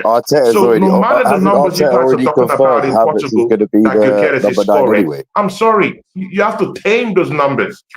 It's not going to get it with this manager in place. Get me an Ancelotti. If an Ancelotti is the one bringing in even a Sesko, I would say yes. I'll put on my hands, I'll say yes, I'll give him a chance. Why? Because there's a track record with Ancelotti and how he developed players, how he brings out the best in players, but not this one. He can't do anything. So don't get your hopes high, even if we get a Gyökeres. He's not going to poach those goals you're talking about. Yes, let me get to this from LJ as well. LJ, it's trial and error. Calculated risk. He says, Tony, I want you to know that the English commentary for the Portuguese Cup stole your stars are aligning quote when it was 2-1 to Sporting. Check you, man. You out here on national TV, man. English commentary said that, man. In the Portuguese FA Cup, the stars are aligning. You already know. Hey, just a quick one, Tony. Yeah, didn't Arteta already say it doesn't even matter because Havertz is going to be our starting centre forward anyway? Yeah, it's going to be Havertz. Bro, there goes your answer. So that's what I'm saying. It really doesn't matter who we discuss right now. He's already come out and said Havertz is going to be because I'm in charts and I'm fucking. He's already come out, yeah, and basically said the donkey from Shrek, yeah, is going to be our fucking starter up front. But the difference between the donkey and Shrek and the donkey on our pitch is the donkey and Shrek would actually score, bruv. Could you know why? Because my man actually bagged a fucking dragon. Yeah, this guy wouldn't even be able to bag a fucking goal if the fucking goal came to him, bruv. Like, what a metaphor! Holy what shit. are we doing? Like, I don't know why this is what I'm saying. I don't know why we're so stressed out about Sesko again, because he's already come out and said, well, you know, Havertz going to be my starting centre forward anyway. The guy loves him, bruv. He's just look at my picture, fam. That's what you have to do, is look at my picture, fam. That's just, as soon as I saw that quote, that was me. Yeah, because I did see that quote. I don't know if but apparently reports is stating that regardless of who Arsenal sign as the 9, that Havertz is going to be the number 9. Let me get to these couple super chats before I get back to Dunsey as well. Big up for that one, LJ. Lex, big up for these 2 super chats as well. Says, no, I only do this when you're here. He's talking to you, Tony. If it belongs to you, why don't you have it? Violence in the chat for this crybaby. And he goes on to say, you knew your manager was shit when you were chatting. Lex, on your case, Tony. But we'll go to big up for the super chat. He's broken, man. Lex, you won, man. Look at him. He's broken. Dunsey, man. Floor's yours. Sesko. It's all good, Tony. It's all good, Tony. Nah, it's not, man. Tony's broken. Yo, that PSG defeat broken. You know what I'm saying? No, It really of course did. it did, man. Because man, Yeah, man, that was bad, man. I know, I can tell because your energy since we've spoke, has been off. He looks like Amarin, man. Broken man. Sorry, go on. He just needs a new season to rejuvenate. Yeah, man, a new season. He'll be back talking shit, talking about the stars are aligning. Sorry. Go ahead. Go ahead, Don. You need a new season to talk about the stars are aligning. Tony, can I ask you a question? How many stars align for Liverpool? 6. Oh, man. Because you're talking about. I mean, they got all the stars, man. They got everything. You see the thing, yeah? You're talking about. I mean, we failed. I mean, he's broken, bro, man. I can't say anything, man. Okay, I'll get off your case. Absolutely broken. Like, this season has absolutely clattered him, yo. Look, you can tell even his energy's off, man. Like, he's done. Tony, chill up, bro. Tony, you'll be all right, man. You'll bounce back. Don't worry. You'll make some signings. You'll win some games, man. Yeah, man. You gotta be tougher than this, man. That's what it's like. The stars will start aligning again, Tony. The stars will start aligning. I've been here. You trust me, man. You think you in hell? I'm in a whole other level, man. Trust me. I know. Don't worry, Tony. Yeah. When it comes to future podcasts, TJ and Don won't have the answers, fam. They don't and won't have the answers. TJ won't have the answers. Let's go ahead and just do a spoiler for next season. King Kai, Justice for Kai, coins for Kai. Days, like whatever you got to do to make excuses for Kai. Martinelli has a bad game. Marino, the trash beast. Him, but he's gonna make. My days, he's gonna make excuses. Bro, I need to answer for these crimes. I do agree with Lex, man. I have to answer for these crimes, man, bro. These are horrible crimes, man. Talk about your crimes. I mean, I should be. Go on, there we go. You up to answer for your crimes, man. There we go. I mean, I should answer for these crimes, but you know, have you got the cell thing? Run away, you know, with the whole thing. But it is what it is, you know. I mean, I'm not even confident about talking about next season. You know, I mean, bro, man, I just want to rest up. You know, after this, and let's see what we'll do. Let me first see the transfer window. Let's see what we do. Apart from that, man, can't say any other thing again. It's broken, shameless, man. Oh, he's broken. Take this off, my brother, man. Take this off. I was gonna say, don't do me dirty like this, man. Don't do this to me, man. Come on, bro. Don't do this to me, man. Come on, man. Hey, by the way, Flawless, this is why. I will lend you the cell anytime you want, by the way. I will lend it. Anytime you need it. Exactly why Flawless is an absolute fraud. Yeah, fraud. Don't try and do that to Tony, yeah? Like, put him on the big screen and that. I thought he was going to do a yard man then with the old tears coming down the face and all the rest of it. Bullying Flawless. Remember where you are, friend. Remember where your club is, mate. Big up, Brandon. I legit said that. He's talking about being broken and being hell. Hey, we are a few floors down. Trust me, I'm fully aware, man. We are a few floors down. Trust me. It's even His harder. side, you know what it is, down brother? His side bitch is beating his main bitch, and he's pissed, Hey, bro. man, but yeah, we left the European champion this season, but that's a whole nother, whole nother Oh my conversation. days, bro. So we didn't leave European champion. That's what I'm saying. Like this guy's that shameless, yeah. This guy's that shameless, yeah. He's now he's starting to think. You know when the side bitch starts like treating you better than the main bitch. You know when the side bitch just randomly pulls up and goes, "Oh, I bought you a new car." Like, huh? What do you mean you bought me a new car? European champion, never forget. Never Look at forget. this guy, this Spurs fan. Oh my days! It's with sports curlers. But he's even got a Spurs. That's what I'm saying. This Spurs fan, bro. This Man United Spurs fan, Manchester Spurs. Bro, why doing this to us? Manchester Hotspur. I'm gonna start calling your teams Manchester Hotspurs, bro. I swear down. European champion. Make sure you add that. Listen, Manchester Hotspurs don't exist, so they're not European champions. They're you, fam. I think Troops has got the right idea. You don't call them Man United no more. It's just Manchester. Manchester, Man United, add European champion to it. But don't see, man. Flaws yours. Lads, now you can see why all season I've been saying this pussy is a fucking Spurs lover. You know what I'm saying? All season, every stream that I'm going on with him, I'm calling him a dirty Spurs fucking lover. Right? And look what he did, as shameless as he is. You hear what I'm saying? There's fucking pussy. I told you, I apologize for putting my anger towards you at times, yeah? Flawless, you fucking 50th place piece of motherfucker. You're like an old man, yeah? That's a bad man, yeah? Get him, man. Get him. Because when he was in his heyday, he was the top of the world, yeah. And now he's sitting down, yeah, in a fucking retirement home, yeah, shitting his fucking pants every fucking week with a manager they call fucking Amrin, yeah. Go fuck yourself, you loving piece of shit, yeah. Fucking wanker, yeah. Oh my God. Someone clip that, please. Someone clip that. I mean, he deserves all of it. To be fair, I really don't. Why you say you've taken it. If it ain't white, it ain't right. To a whole new different level here. That's all I'm gonna say. Facts. Hey man, I'm just. But guys, if it ain't snowing, he ain't going. People, that's all. The most shameless guy. Guys, yeah. See, TJ, Brandon, the Cam don't see. I mean, we're Arsenal fans, yeah. And this is the reason why this manager, yeah. I mean, people saying that his job, that this man's job is under pressure. I mean, I laugh at that. I don't think so. Do you know what? Yeah. Numbers were just released. Arsenal is now worth £4 billion. Yeah, you know, 4 billion. Last season we were worth £3 billion last season. This season now we're now worth 401 billion pounds. That's what we're worth. We're up. We're nearly up to about 900 million pounds. And that's why this man is making money for this. Hey, does Dangote still want to buy us? The offer's there, Dangote. You know what? Come these ways, bro.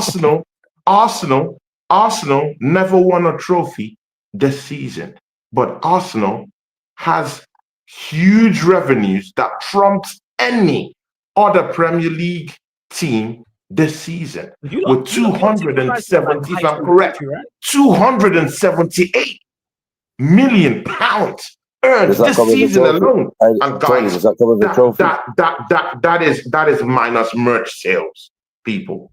That is minus merch sales. I'm just talking about Champions League where we got 101 million this season alone. Bro, we earned more than Liverpool. We earned more than Manchester United with all the crazy TV money and Adidas money. Bro, we earned more than all of them. All of them, and we won no trophy. So now, if you're an owner that owns this football club right now, would you want to sack a manager that has gotten your rating this high? No, I'm talking about from an owner's standpoint. Business. Would you want to get this manager out? Like I said, Wenger 2.0. So we're stuck with this guy. We're stuck with this guy. The stocks are rising. The bank accounts are rising. Bro, he's won trophies. He's saying that the trophies he's won is in their bank accounts. That's the trophies he's won. It's in their bank accounts. So, I mean, I'm just saying that I don't see where this manager is getting sacked. Even with the whole pressure with Tottenham winning in Europe and all these others. Bro, I don't think this manager, I don't think he feels any pressure at all for him to even beat Andre Better to get in this Sesko guy in the first place. That tells me all I need to know about the whole situation. Is the king, is the Baba Yaga. He is the boogeyman you send to kill the boogeyman. He is John Wick in this. He is the one. I mean, who's that character in this superhero movies with all them rings and all that good stuff? Yeah. What TJ, you will know that. What's that? Tony. What's that? The name of that guy with the old rings? He's Thanos. He's Thanos. And I can't believe you. I've never seen. I mean, it's I've never Thanos seen in one this of those thing. movies, by the way. Never seen one of those movies. Are you serious, man? TJ, you're American, man. Come on, man. So what? I got other interests. Like keeping my wife happy. Do you know what, TJ? I was about to say something, and then when you said about the wife, I was like, I can't even say nothing about that. Yeah, that's fair play. Yeah, that's fair play. No, between the YouTube and my gaming habit, I don't have time for Avengers. I'm not gonna lie. Do you know what game I'm stuck on right now? Sorry, just to quickly say, do you know what fucking game I can't stop playing? That's Schedule 1. Oh shit. Yeah. I mean, it's kind of a perfect game for me. I've never played it, but you know, I got kicked off of Sarcasm City TV FC, so I'm reverting to Call of Duty with Val. Did you just? He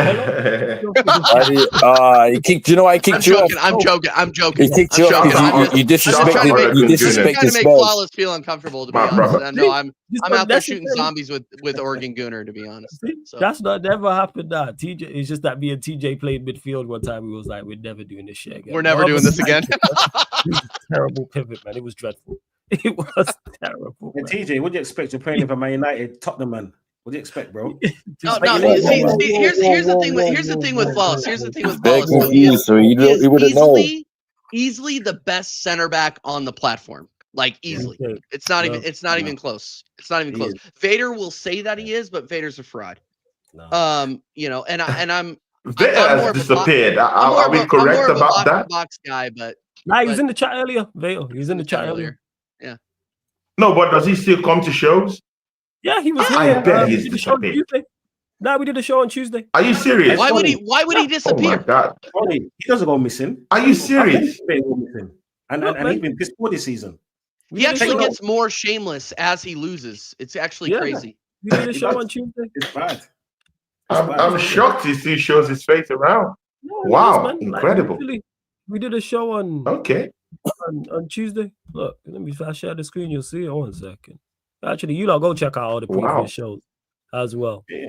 Interesting. Yeah, look. Shout out Vader, man. Shout out, man. Bring your gas mask to the Vader literally shows. 2 days ago. It was a 12 o'clock show. Midnight. Literally 2 days ago. Tuesdays, man. You see it right there. That's the show right there. Obviously, all the adverts and all that nonsense. But yeah, he was there. Yeah, man. Okay. But big up everyone that's locked in. But again, yes, you don't see. What's his face? Sesko. Thoughts on it. Fuck, you still waiting to talk about that? We're still talking about Sesko. I just actually want to hear his thoughts. You know, it's like right now, I'll fucking be like, when you lot be talking, I've been drinking my Hennessy in it. So right now, I'm on this Sesko bit. You get what I'm saying? I don't want no striker, unless it's a proven striker. My thing is that if we can spend 105 mil on Declan Rice, why not spend 45 more mil and get a fucking proven striker? Why not get a Gokares? I mean, not a Gokares, Isak or Rodrigo. Because we spent 105 mil on Declan Rice and now we want to start penny pinching. Yeah? If we want to talk about finances, my man has got a sugar mama. Yeah? She's one of the richest people in America. Yeah? I'm on TJ. Yeah, Mrs. Walbart herself. You're not lying. Million, yeah. When people are talking about Arsenal's only worth 4 billion, that's what they show you. You know what I'm saying? That's what they show you. If they really wanted No, to, I think they more done. I think that's more to like sort of if someone wants to buy the club. I know for those reasons, yeah. But then let's just put it this way: next season we can get Emirates taken off our shirt, and we can get Walmart put on. Do you know how much money that will come into our club? Am I lying, TJ? That's true. Yeah, that's the fucking loophole. Because his wife has nothing to do with it, so she's allowed to sponsor the club. That's the loophole, right? Do you know what it is? Arsenal's just a fucking cash cow. That's all Arsenal is. Arsenal is just a rich prostitute. You know what I'm saying? Jesus. Pause. That's crazy. There's no pause. Yeah, there's no pause in that. Nothing It's sus the about facts. that. There's no pause. There's no pause in that, bro. It's straight facts, man. Straight facts. Every single week, yeah, they're fucking the fans out of the money, right? Out of the prices. Fucking buying a beer there is fucking £12 or some bullshit like that. You know what I'm saying? Ticket prices, ridiculous. And then they want to give us scraps. And what makes me laugh, Don, yeah, just to add on that ticket prices, we've always been, since the Emirates is open, yeah, we've always been the most expensive fucking ticket prices. Yeah. Make that one make sense. And it's just and the people still flood in. The people still flood in. See, the thing is, they still flood in. Most of the people that go in now are more mainly tourists. Right, you know what I'm saying? They're mainly tourists and outsiders that come into the club, which is cool. And if you want to watch a club, that's that by all means. You get what I'm saying? I'll never say someone's a true fan, whatever. I'm not into that game. But my thing is that we've got now the second highest ticket prices in the land. I understand we're in Islington. Islington's a very rich area, yeah, where there's a lot of money that comes in, right? So renting is going to be ridiculous, but we are fucking making money. We spent 105 mil on Declan Rice, and like let's say there's rumors with Rodrigo, and you know me, I don't give a fuck about transfers, because how many times have I said it? How many players have we been rumored with through the last, let's just say, 10 years? How many fucking players did we get? You know what I'm saying? This is my issue, right? And towards the top gunners out there that's saying, oh yeah, but if Arteta doesn't win nothing next season or win that FA Cup or Carabao Cup here, they want him to stay here. I'll tell you straight, go fuck yourselves, rude boys. You know what I'm saying? You think we're gonna spend all of this fucking money here and get to where we are for a fucking Carabao Cup or a FA Cup, and you think that's okay? Yes, in the earlier years that would have been okay, but where we are now, yeah, we shouldn't be expecting a fucking Carabao Cup. We shouldn't be expecting the FA Cup. I'll take it if we got it. But even if we got it, I think he should fuck off. Like I said before, 2 months ago, if we win if we win the Champions League or not, he should fuck off. There's a reason, because he cannot take us any further than where we have come. Yeah. When I said that how long ago, yeah, like I'm gonna be honest, TJ looked to be funny, Tony looked to be funny. You know what I'm saying? I was on her Sam show the week later. He looked to be funny, and all the other panelists. Now you lot can see why I said this. It's not that I have a gender against Arteta. I want my club to do well. I want my club to win everything underneath the sun. But guess what? If he can't give that to us, then fuck off. You know what I'm saying? And if the next manager can't give it to us, then fuck off. Like I don't know when the culture was like, we're going to give this person 5 years. You know what I'm saying? 5 years as a chance. People are calling Amrin's head, yeah, because he finished 15th. But guess what? This motherfucker was in a final. What final was we in at least? Yeah? And the thing is, cool, Tottenham up the road just won a league. I mean, just won a title. That's nothing to do with us. But guess what? If Arteta done his job, we could have been in that final tomorrow. This is what I'm saying. And these are simple things he's getting wrong. And that's my issue. You get me? And then we got these fucking cream-ass fucking motherfuckers here. They call themselves top gooners. I don't know why they think they're so fucking high and mighty and righteous and all of that shit. You know what I'm saying? If the club's paying you, they're paying you. You know what I'm saying? Did you know what it seemed like to me? Yeah, you might want to put the banner up because I don't really give a fuck right now. Yeah. Here we go. Yeah, get the banner. Yeah, great. Yeah, it's like talk. If you wanted to be big, yeah. If you wanted to be a big man in the industry, in the music industry, you go to a Diddy party. That's what it seems like these motherfuckers are doing. Oh my god. Oh my days. Flawless has put up a disclaimer. Come on, man. Come on, man. Come on, man. Normally this goes up when you're talking, Tony. Anyway. No. I told you, I'm not having it, bro. Because you know what? Yeah, I'm gonna show you this. Yeah, I said this last time. The kids are listening to this shit. The kids are thinking this is okay. The kids are thinking 5 years, 3 years of being fucking second is okay, and say, yeah, well, we progressed. We progressed by moving from second to second. Last season, we had the best defensive, the best defense in the league. So what we go and do by defenders, make that fucking make sense. Yeah. We realized that we needed a striker. We put Havertz up front. Havertz gets injured. You know who we put up front? Fucking Moreno. And the first person that we're linked to once the season is almost done is Zubimendi. Are you fucking taking the piss out of my fucking life? And I'm supposed to be like, do you know what? It's okay. Bring on next season. Yeah? This is one of the richest fucking clubs in the world. They have fucking money. We're in the Champions League again. Cool. I'm happy for that. But you know what? Yeah? I will take fucking 10th with a fucking Champions League. You know what I'm saying? For one, that's guaranteed to be in the Champions League next season, yeah. And two, we've got a fucking trophy. But do you know what we ended up with this season? The Top Gunner saying it was a good season. People like a girl saying, do you know what? Yeah, we done well. You know what I'm saying? The future's bright. The future's bright. Don't worry. Fucking Liverpool finished on a certain amount of points this season, and we finished last year second higher than them. Are you fucking stupid? The kids are listening to this, and the kids are thinking it's okay. This is what I don't understand. Where is people with that has any cojones as what's it? What's bad is, bro, about that logic done, yeah, is you know that Liverpool, you know them 2 Liverpool seasons where they finished second and they both finished at above 90 points. He didn't say shit about when they're both finishing on 90 points, and yet our invincible season was 90 points and they finished above them both, but they both finished second. So I'm just adding to your point on that. So it's just like Igal's point is so fucking pointless because sorry to cut you in on that. I just wanted to add that as a point, as in, because it's like he's talking all about this because it's true, because he keeps talking about all this fucking, our second from last year was higher than Liverpool's first. All right, where was this talk when Liverpool twice finished 90 plus points, and when we finished on the invincible season, our highest ever points tally ever in the Premier League? Where was that chat then? Bro, it's facts. Bro, so sorry to cut you in. Sorry, I'll go on mute. You know, I totally agree with you, because second place is good for some people when they think we had a good season. Okay, let me break it down to you like this. Yeah, Tottenham had a much better season than us. I won't congratulate them because I can't stand the wankers, but there's certain brothers here like M, and like Jacob, that I respect. You hear what I'm saying? So shout out to them. Fuck the rest. You hear what I'm saying? Yeah.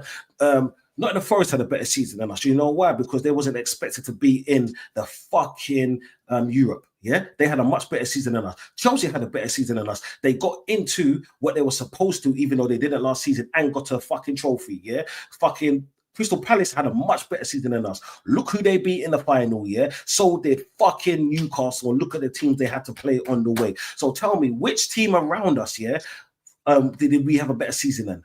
Which team around us? Yeah, the only team I could say that we had a better season than, is fucking Man United. Should tell you why, because at least one thing that we did, was what we were plus goals. That's the one thing that Manchester City in there. Don't do that to us. You had No, a better season. maybe in Manchester. I think we did more better than Manchester. The same season, because we finished in the Champions League, and we won nothing. You know what I'm saying? Nothing. And at least, and they finished 3 points behind us in one of their worst seasons. Man City did. Yeah, this is what I'm saying. If we want to pinpoint little things, but I'm talking about the teams around us. Yeah, any team that got into Europe, that wasn't supposed to be there, had a better season than us. Because our minimum targets of what we spent is supposed to be in a fucking top 4. You know what I'm saying? Yeah, and this is my. I mean, I hear you, but Man City spent money too. I mean, they brought in Nunes. They brought in one of the guys from Uzbekistan. Yeah, but totally. In their worst season, they finished 3 points again, behind I agree us. to everything you said, but I'm just saying that the City didn't win any title. Again, it's a lose-lose situation. No, but they did win. They won the Carabao Cup, because these top gooners love to say about the Carabao Cup. Not the Carabao Cup, sorry, not the Carabao Cup, sorry. The Charity Shield. Yeah. Bro, is that a and what do top Gooners always do when it comes to these trophies? They always count the charity shield, but then apparently Man City ain't won nothing this year, according to them, because the charity shield don't count. But unless we win it. Only counts when we win it, apparently. I mean, I've heard a guy said that that's a trophy, that we should count it. Yeah, bro. I mean, I don't want any problems with the gal, let's start taking. Let's start taking what I've heard him says say that. seriously. Right, Tony. I've heard him say that. Shout out to the guy. Blame the players. Don't blame Arteta. Blame the players. It's like everything that I've heard from a lot of Arsenal fans, right? This is my problem. I don't want to hear someone flip-flop one week and then come with something like a massive 360 the next week. Yeah. Because I can pick out a lot of what other people say. I can do that. I choose not to for my own agenda, my own reason, and I choose to bring it out when it's good for me. Yeah, call it my agenda. I don't give a fuck. Yeah, what I give a fuck about is at the end of the season, right? What we do at the end of the season. You know what I'm saying? Because when I went to work after Tottenham won that, what could I have said? What could I have said, bro? If Arteta would have done his job, them winning, because it's always gonna happen, I wouldn't give a shit about it. And then people want to say, what? Now we're going to take Arteta serious, or we want to get Arteta right now because what? Because Tottenham won. Are you lot fucking delusional? So you lot was always happy being in a position as long as Tottenham didn't win anything. I said 2.5 months ago, whether we win or lose the Champions League, I want Arteta out because I don't think this brother is good enough. Yeah.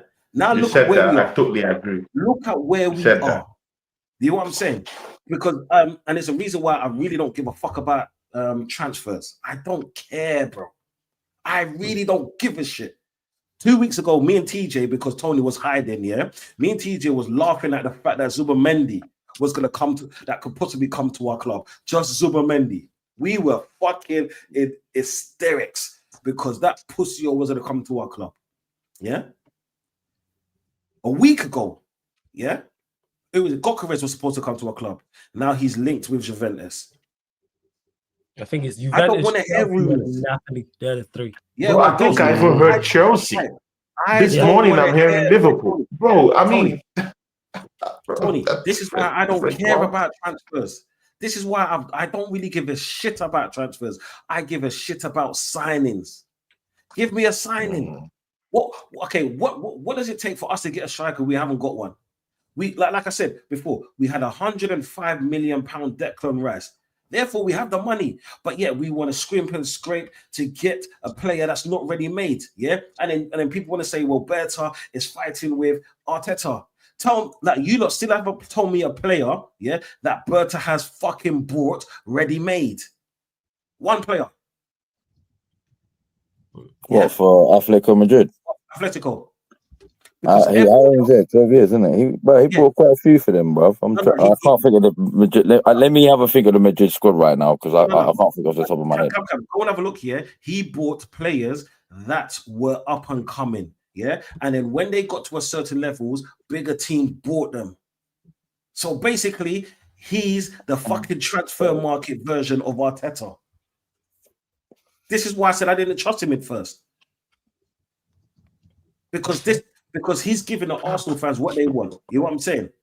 Because just like most man says, they rather fucking play in the Champions League than playing Europa when right now Europa is one of the best chances to win a cup. Yeah? So you're cutting enough to spite your face. Right?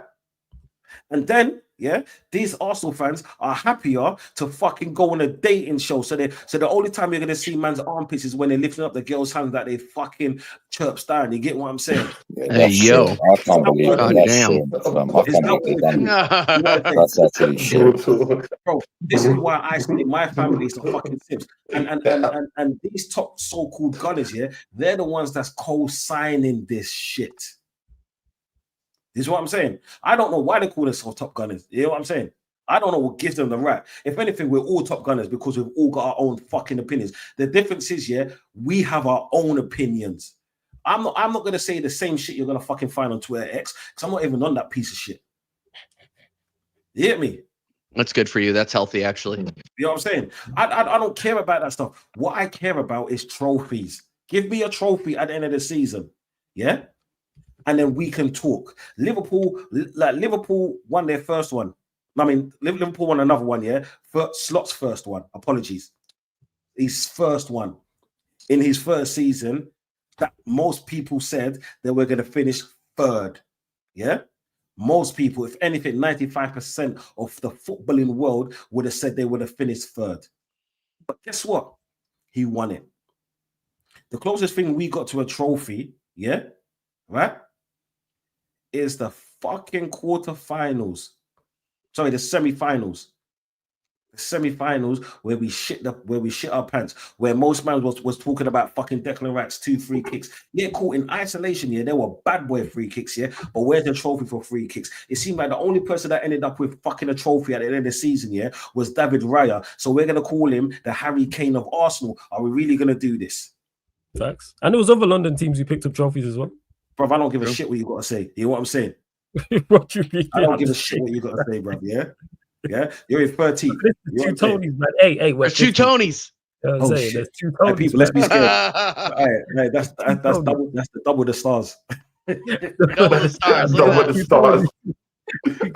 But hey, Right. TJ, I know you got a dip. Yeah. Shout thank out you. your channel. Let them know what you got coming up over the weekend, the rest of the week, the summer months as well. I know you'll be working. Let them know. We'll be working. We'll be doing at least 2 or 3 streams a week. So obviously we will be covering on American Waffle. We'll be covering the Club World Cup, even though I have zero interest in it and it's in my country. I still have zero interest in it, to be honest. I'm gonna adapt a club. I don't know which one it's gonna be, but I'll let you guys know. American Idiots every Friday. Go and check out the episode we just did before this show. And then American Waffle returns on Monday night. And then obviously we're going to be lacking in the football content, so I'll be doing some gaming streams and doing some sporting content, obviously with Flawless on the playback when something hits. So obviously, big up everybody, TJ Warren TV. Would appreciate a sub. Big up Tony. TJ Big up Warren TV. Subscribe, people. Every time, TJ, man. Every single time. TJ Warren TV, be one of the mods on one of the regular. Respect to you, man.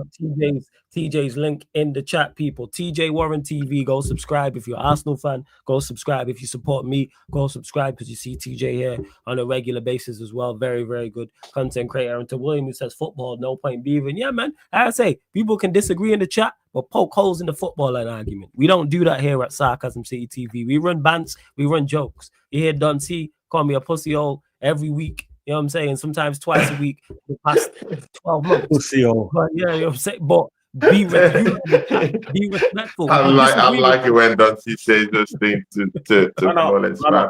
I mean, it's fun for me. I fucking love it. Yeah, it's hilarious. But I just like it. I just like it because I just feel like it feeds off our energy. It feeds off our failures, and you know, he's just there, he's laughing, he's looking at us tear each other apart. Why he's just enjoying and bro, and why they have a worse off season than us.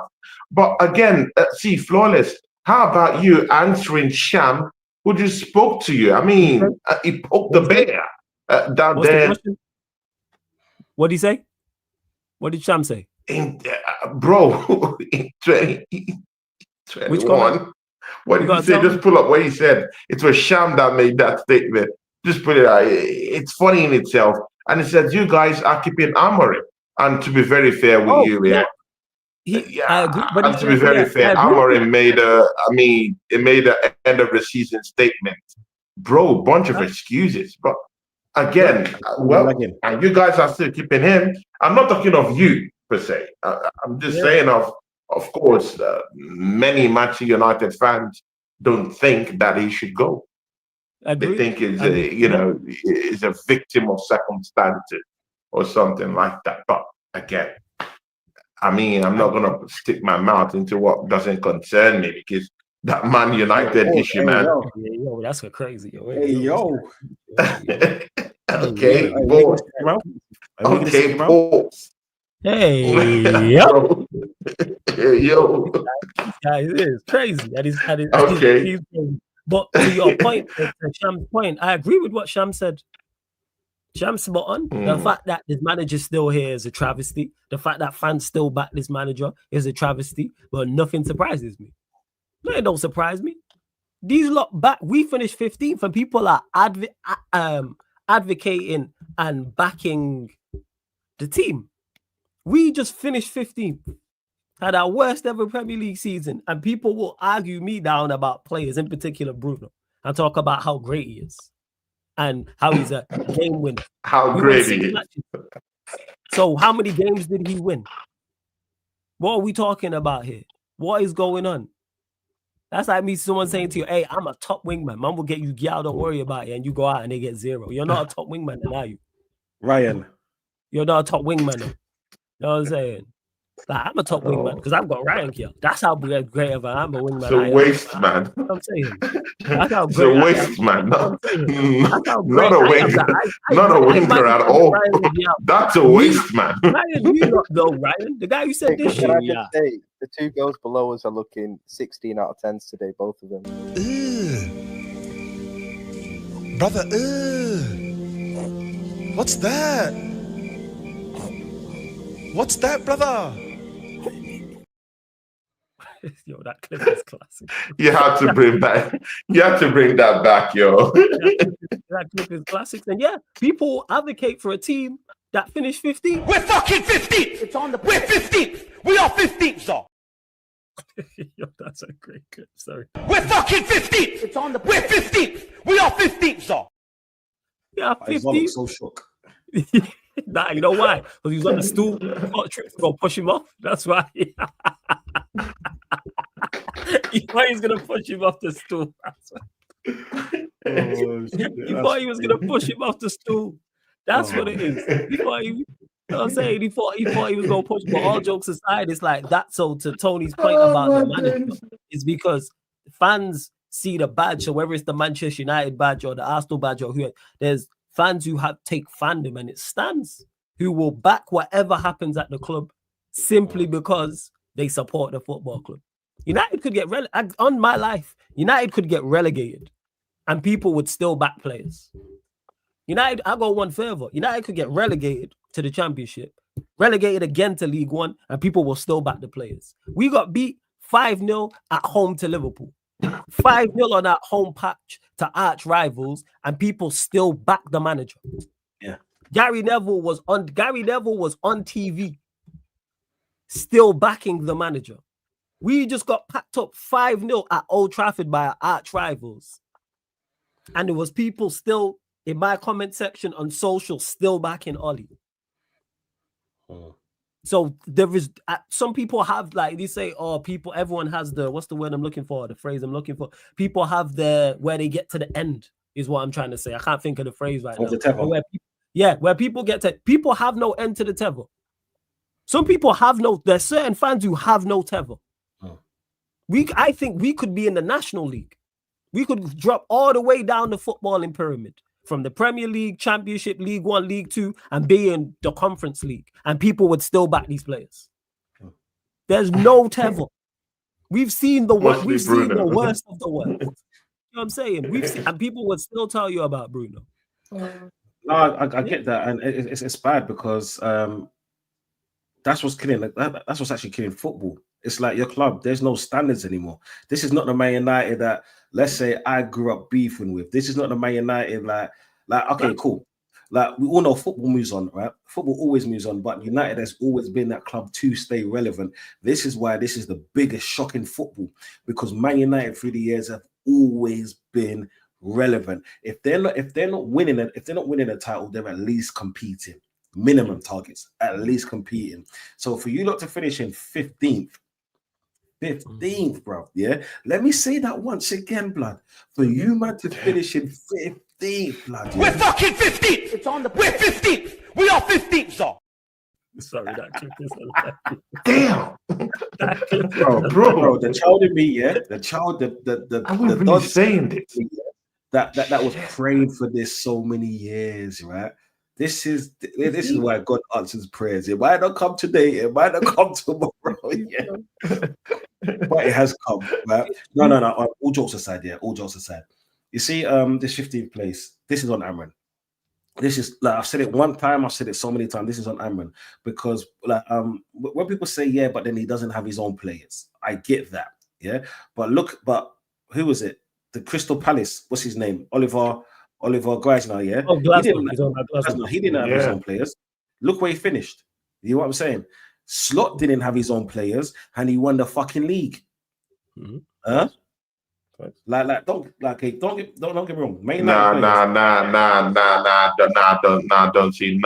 Don't do that, man. I mean, don't do that. Come on, man.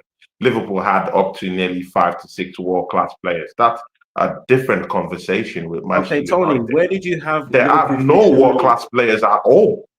They have no world-class players at all. Let's be fair in this criticism. I mean, I understand everything you've said, but I mean, that phrase you just threw in there, man, that Liverpool phrase, I don't buy it. They had about 5 to 6 world-class players in that team, and Klopp left that club in a very, very good place. So, you know, it's just for Slot to just come in and slot in and do his thing. Tony, where did you have Liverpool finishing in the league? No, it doesn't matter. They won the title anyway. And there's a reason why they won the title anyway. You know, they have world-class players. And when you bring in a top-class manager who knows how to manage fitness levels, you know, of a team like Liverpool, I mean, and add 1 or 2 players who got to do 1 or 2 things and manage the squad properly, you win the title. No, the reason it doesn't take away the fact that they won the title. Oh no, Tony, that doesn't mean anything. The reason why you don't want to answer that question, yeah, is because you didn't have them winning the league. So that adds to my point. A manager coming in without his players and actually doing something. That's where I was going with that.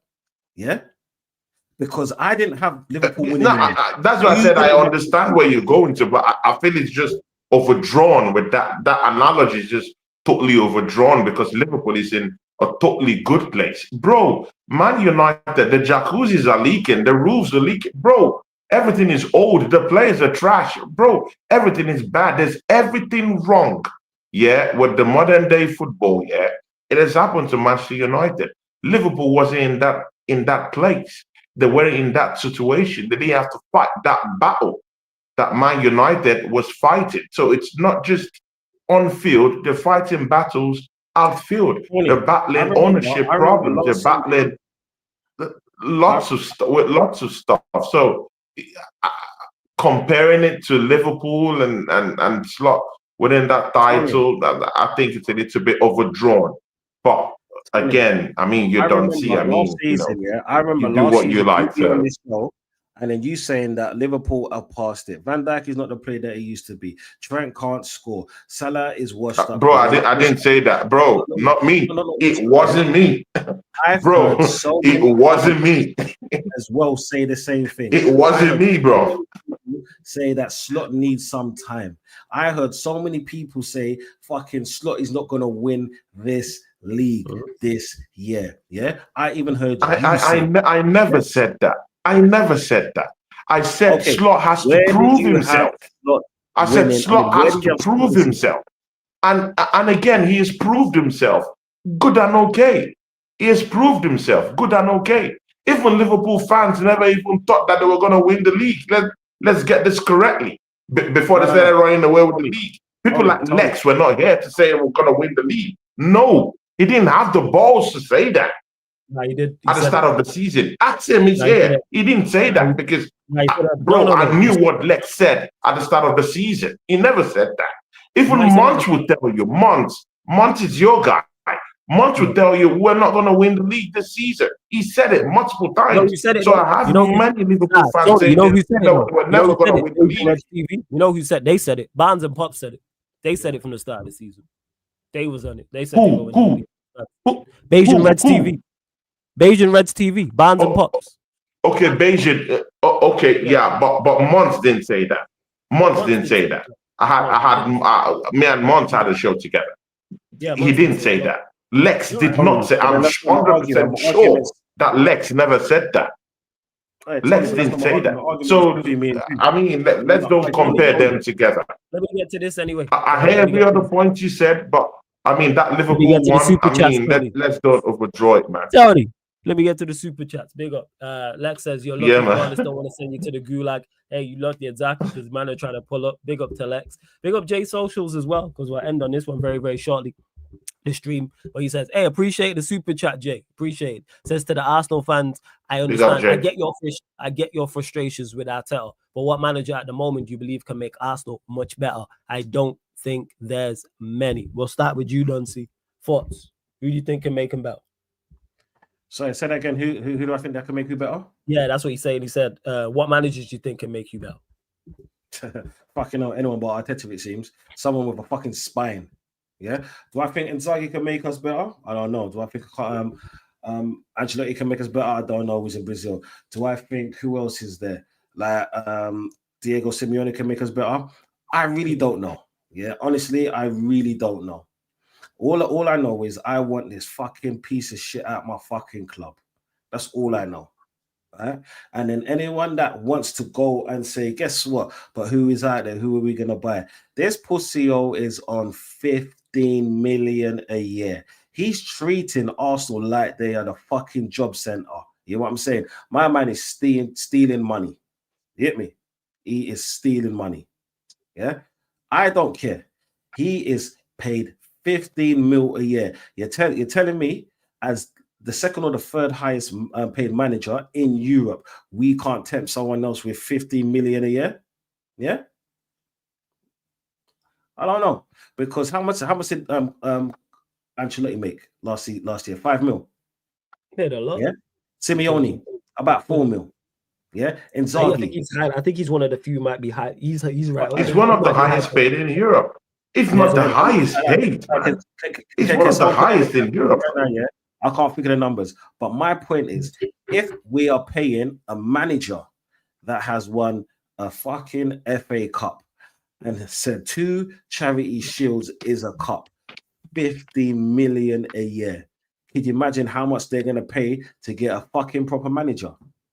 Yeah, I don't know who's going to make us better. I don't care who's going to make us better. I just want this pussy out. Yeah, if I could have a birthday wish this weekend, get Arteta out. Arteta new deal.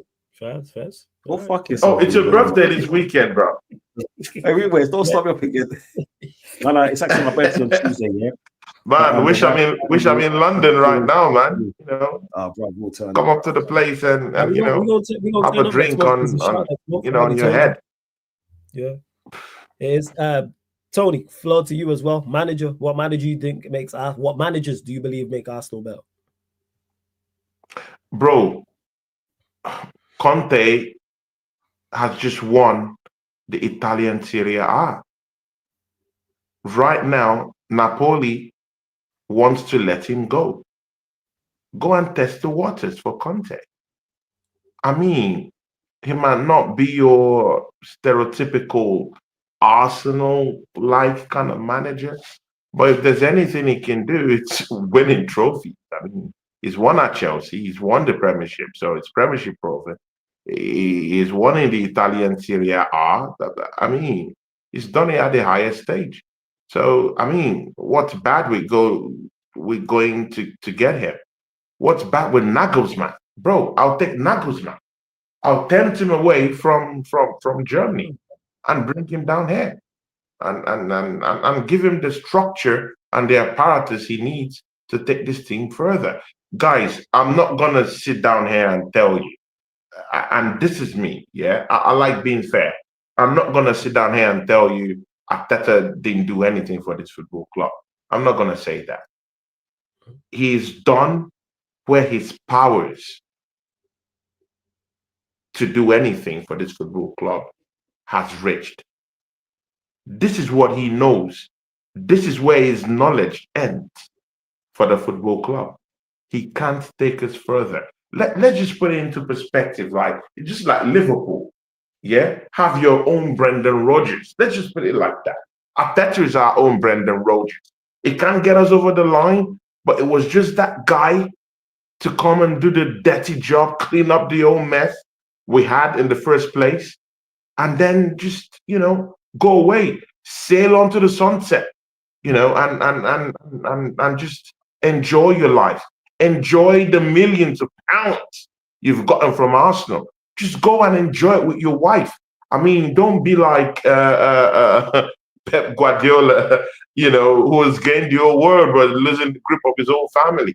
I mean, just go enjoy the money you've made from Arsenal football. Just go, relax, take time off football, relax, recalibrate, come back and see if you still have love for the sport again and start coaching again. But for Arsenal, no, man, you're not going to take us to the end line. You're not going to take us to that promised land that we want to go to. If I was Arsenal, I would have started talking to Ancelotti when they smelt a problem brewing in that Real Madrid dressing room. Immediately we bit Tony, Real I would have Madrid. started We should talking have to been talking to Real Ancelotti Madrid before he went to Everton. Oh, Ancelotti, you said? Come again. Yeah, I said I would have started talking to Ancelotti. I mean, you can interrupt me. No problem. I have no problems with you interrupting me. No problem. Come, let's have a conversation. Yeah, no apologies. No, I said I would have taken. No Ancelotti. apologies. I accept it. I embrace it. Look at it.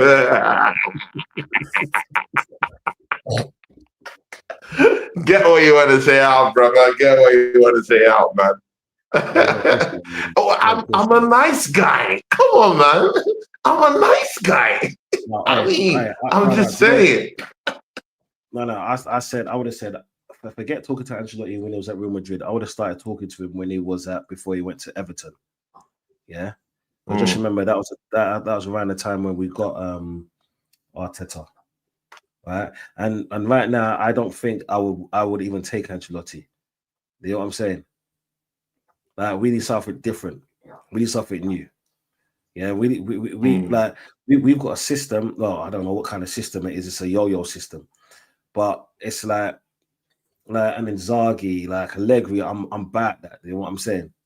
But I don't really give a shit. I just want this Arteta out, bro, because you're being so nice. Allegri is to take around the bush. Allegri to take the job of Conte because he's going to leave Napoli because they are not meeting his terms of what he wants next season. He needs nearly up to 200 million euros for signing. He wants to bring in more players. He wants more autonomy on who to bring in. He's saying he wants there's some certain conditions he's giving Napoli, and Napoli have outrightly told him that, hey, we're not meeting any of these demands, even if you've won us this trophy. So he's willing to go. So Conte, why not take him? I mean, it's better than Mikel Arteta, than what we have there right now. I mean, if he has this team that can defend properly, it's just to add the missing pieces in this jigsaw, and he'll get us going. But I mean, of course, this fan base, they like the guy with black hair. So I mean. We're screwed, innit? It seems like any manager that's won anything in the last 4 years is better than Mikel Arteta. Yeah? Obviously. The Crystal Palace manager. Yeah? The Chelsea manager. And he's a fucking League One manager. Yeah? Slot. Any manager that has won anything in the Premier League is better than Arteta in the last 4 years. Because what have we done? You know what I'm saying? So, like I said, he gets paid 15 million. 15 million will take any manager. Yo, how much does Amarin get paid? I'll tell you now, 1 second. What, per year? Yeah, per year. 1 second. Wage, 1 second. That would be interesting to know. That would be very interesting to know. I've never thought about it. It's saying reports he's estimated to be earning around 6.5 million per year. There you go, 6.5 million a year. Okay, it goes right into my. And his deal runs out this summer. Coming actually. You see, it's funny, right? Because Amarin is getting. Wait, this summer? Yeah. Which summer? Sorry. 2026, next summer. When I say this summer, I mean next summer. Okay. Yeah, okay. 2026. Yeah. And them lot gave Sporting a little sweetener just to get him early, right? Yeah. We could do the same thing. We could get one of those managers. Oh, no, I'm trying to lie. It's 26, 27, so he's got 2 years left. 2 years. 2 years left. Yeah. Okay. So we could do the same thing as what Man United did. Give a manager a little sweetener to take. I mean, give a club a little sweetener to take their club. I mean, to take the manager, because this dude is getting paid more than every other manager that's actually won something. Fact. Won Fact. something consistently. Forget if it's the Scottish League, the Portuguese League, yeah, the Italian League, the Dutch League. Forget all of that shit. A winner is a winner, because guess what? When who was it? Mourinho won the league, the FA. I mean the league for in Portugal, the Champions League and the Europa the year before. Yeah, people were saying the same thing. They were saying, but then guess what happened? He became one of the best managers in this country, one of the most renowned managers in the last 20 years. Yeah. So let's not talk down about any kind of league. You know what I'm saying? No, I mean, but again, Mourinho is a generational. It's like and if we're going to talk about generational it, yeah, players. Arsene Wenger came He's a straight from generational manager. It doesn't really happen like that. Yeah, Tony, you was talking about cutting in it. Yeah, but we move in it. I forgive you, brother. I forgive you. How about that? Right, we're gonna close out, people. Hey, Tony, shout out your team. I like that, bro. Tony, shout out your channel. Let them know what you got coming up over the weekend, next week, over the summer months with all the transfer news, etc. Yeah, see people. Yeah, I mean, subscribe to my channel. Yeah, Tony Club Gunner TV. You know, I've just been finding little space. You know, this little space here and there. You know, to do shows. So yeah, probably this weekend, me and Oregon Gunner, we're doing something. I just did, you know, a very amazing show, Stir the Pot, with my guy BBK Sport. This weekend, I should be with Waffle TV. You know, we're gonna waffle about this weekend about what's really going on with our football club. Sesko will be in that conversation with me and him, probably on Sunday. You know, Gyökeres will be in that question. But again, we'll be looking at wingers also, because if you're talking about a striker, I mean, you also have to talk about a number 10. You also have to talk about bringing in someone who will help out Bukayo Saka. That guy was run to the ground this past season, and no one, absolutely no one, is talking about it. I mean, we're actually talking about getting a striker in, trying to talk about Sesko, trying to talk about Gyökeres, and we've totally just thrown out the window that we do need someone down that right-hand side who should come down there and do something. So me and Bant, Waffle TV, you know, we'll be looking into perspectives of who we want in there. I mean, I'm hearing words about Ademola Lookman. Do I want another Serie A flop? No. I mean, if you're talking about Serie A flops, I mean, just look straight right up to the guy on my top left. He knows a thing or few about Italian flops. Bro, flip the script, bro. Why?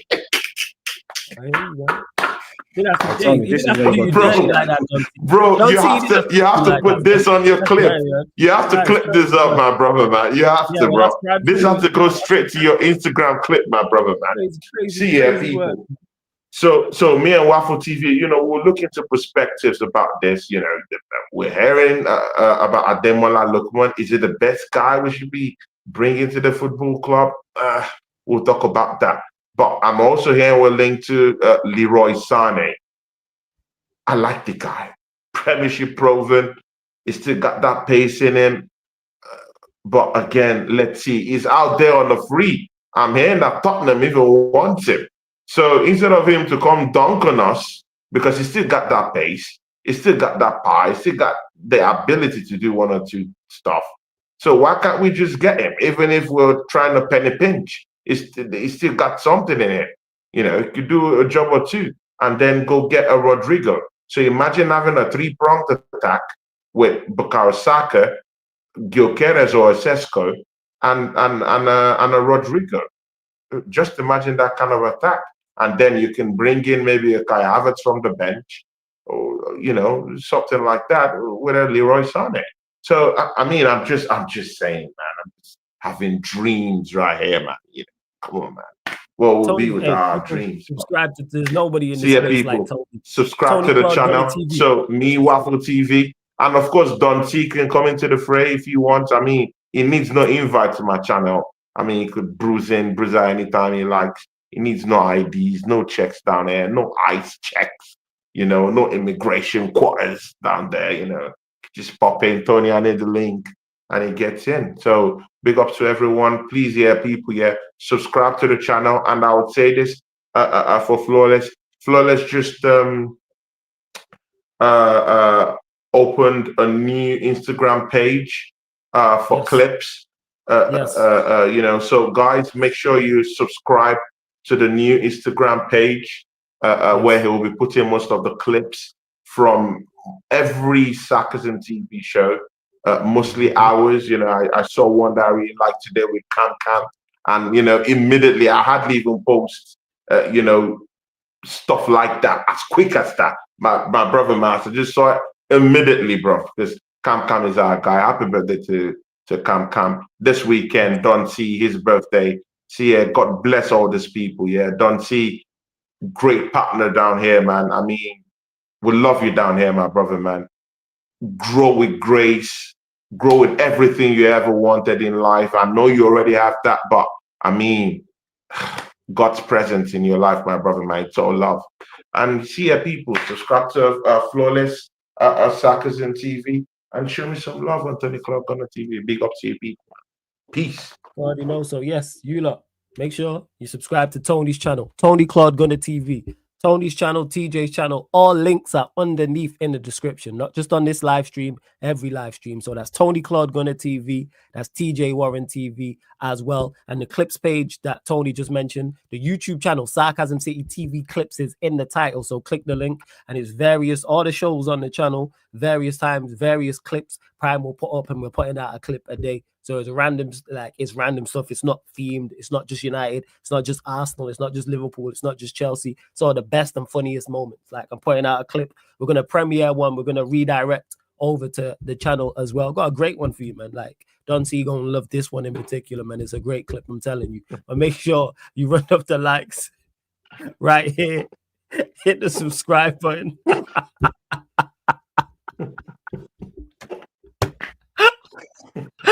You're fucking You go look. I'm telling you, man, you gonna love it. We all go watch it together on the premiere, people. So don't go anywhere. Literally, once I end the stream, it's gonna redirect over to the Clips channel and redirect to the premiere. So subscribe. You can hit the like button, get your comment in on that live on the premiere, get your comment in afterwards, and watch the other ones as well, people, because we've been putting out a clip a day. Tony and Dante have already featured in one. Of course, I'm there on all of them.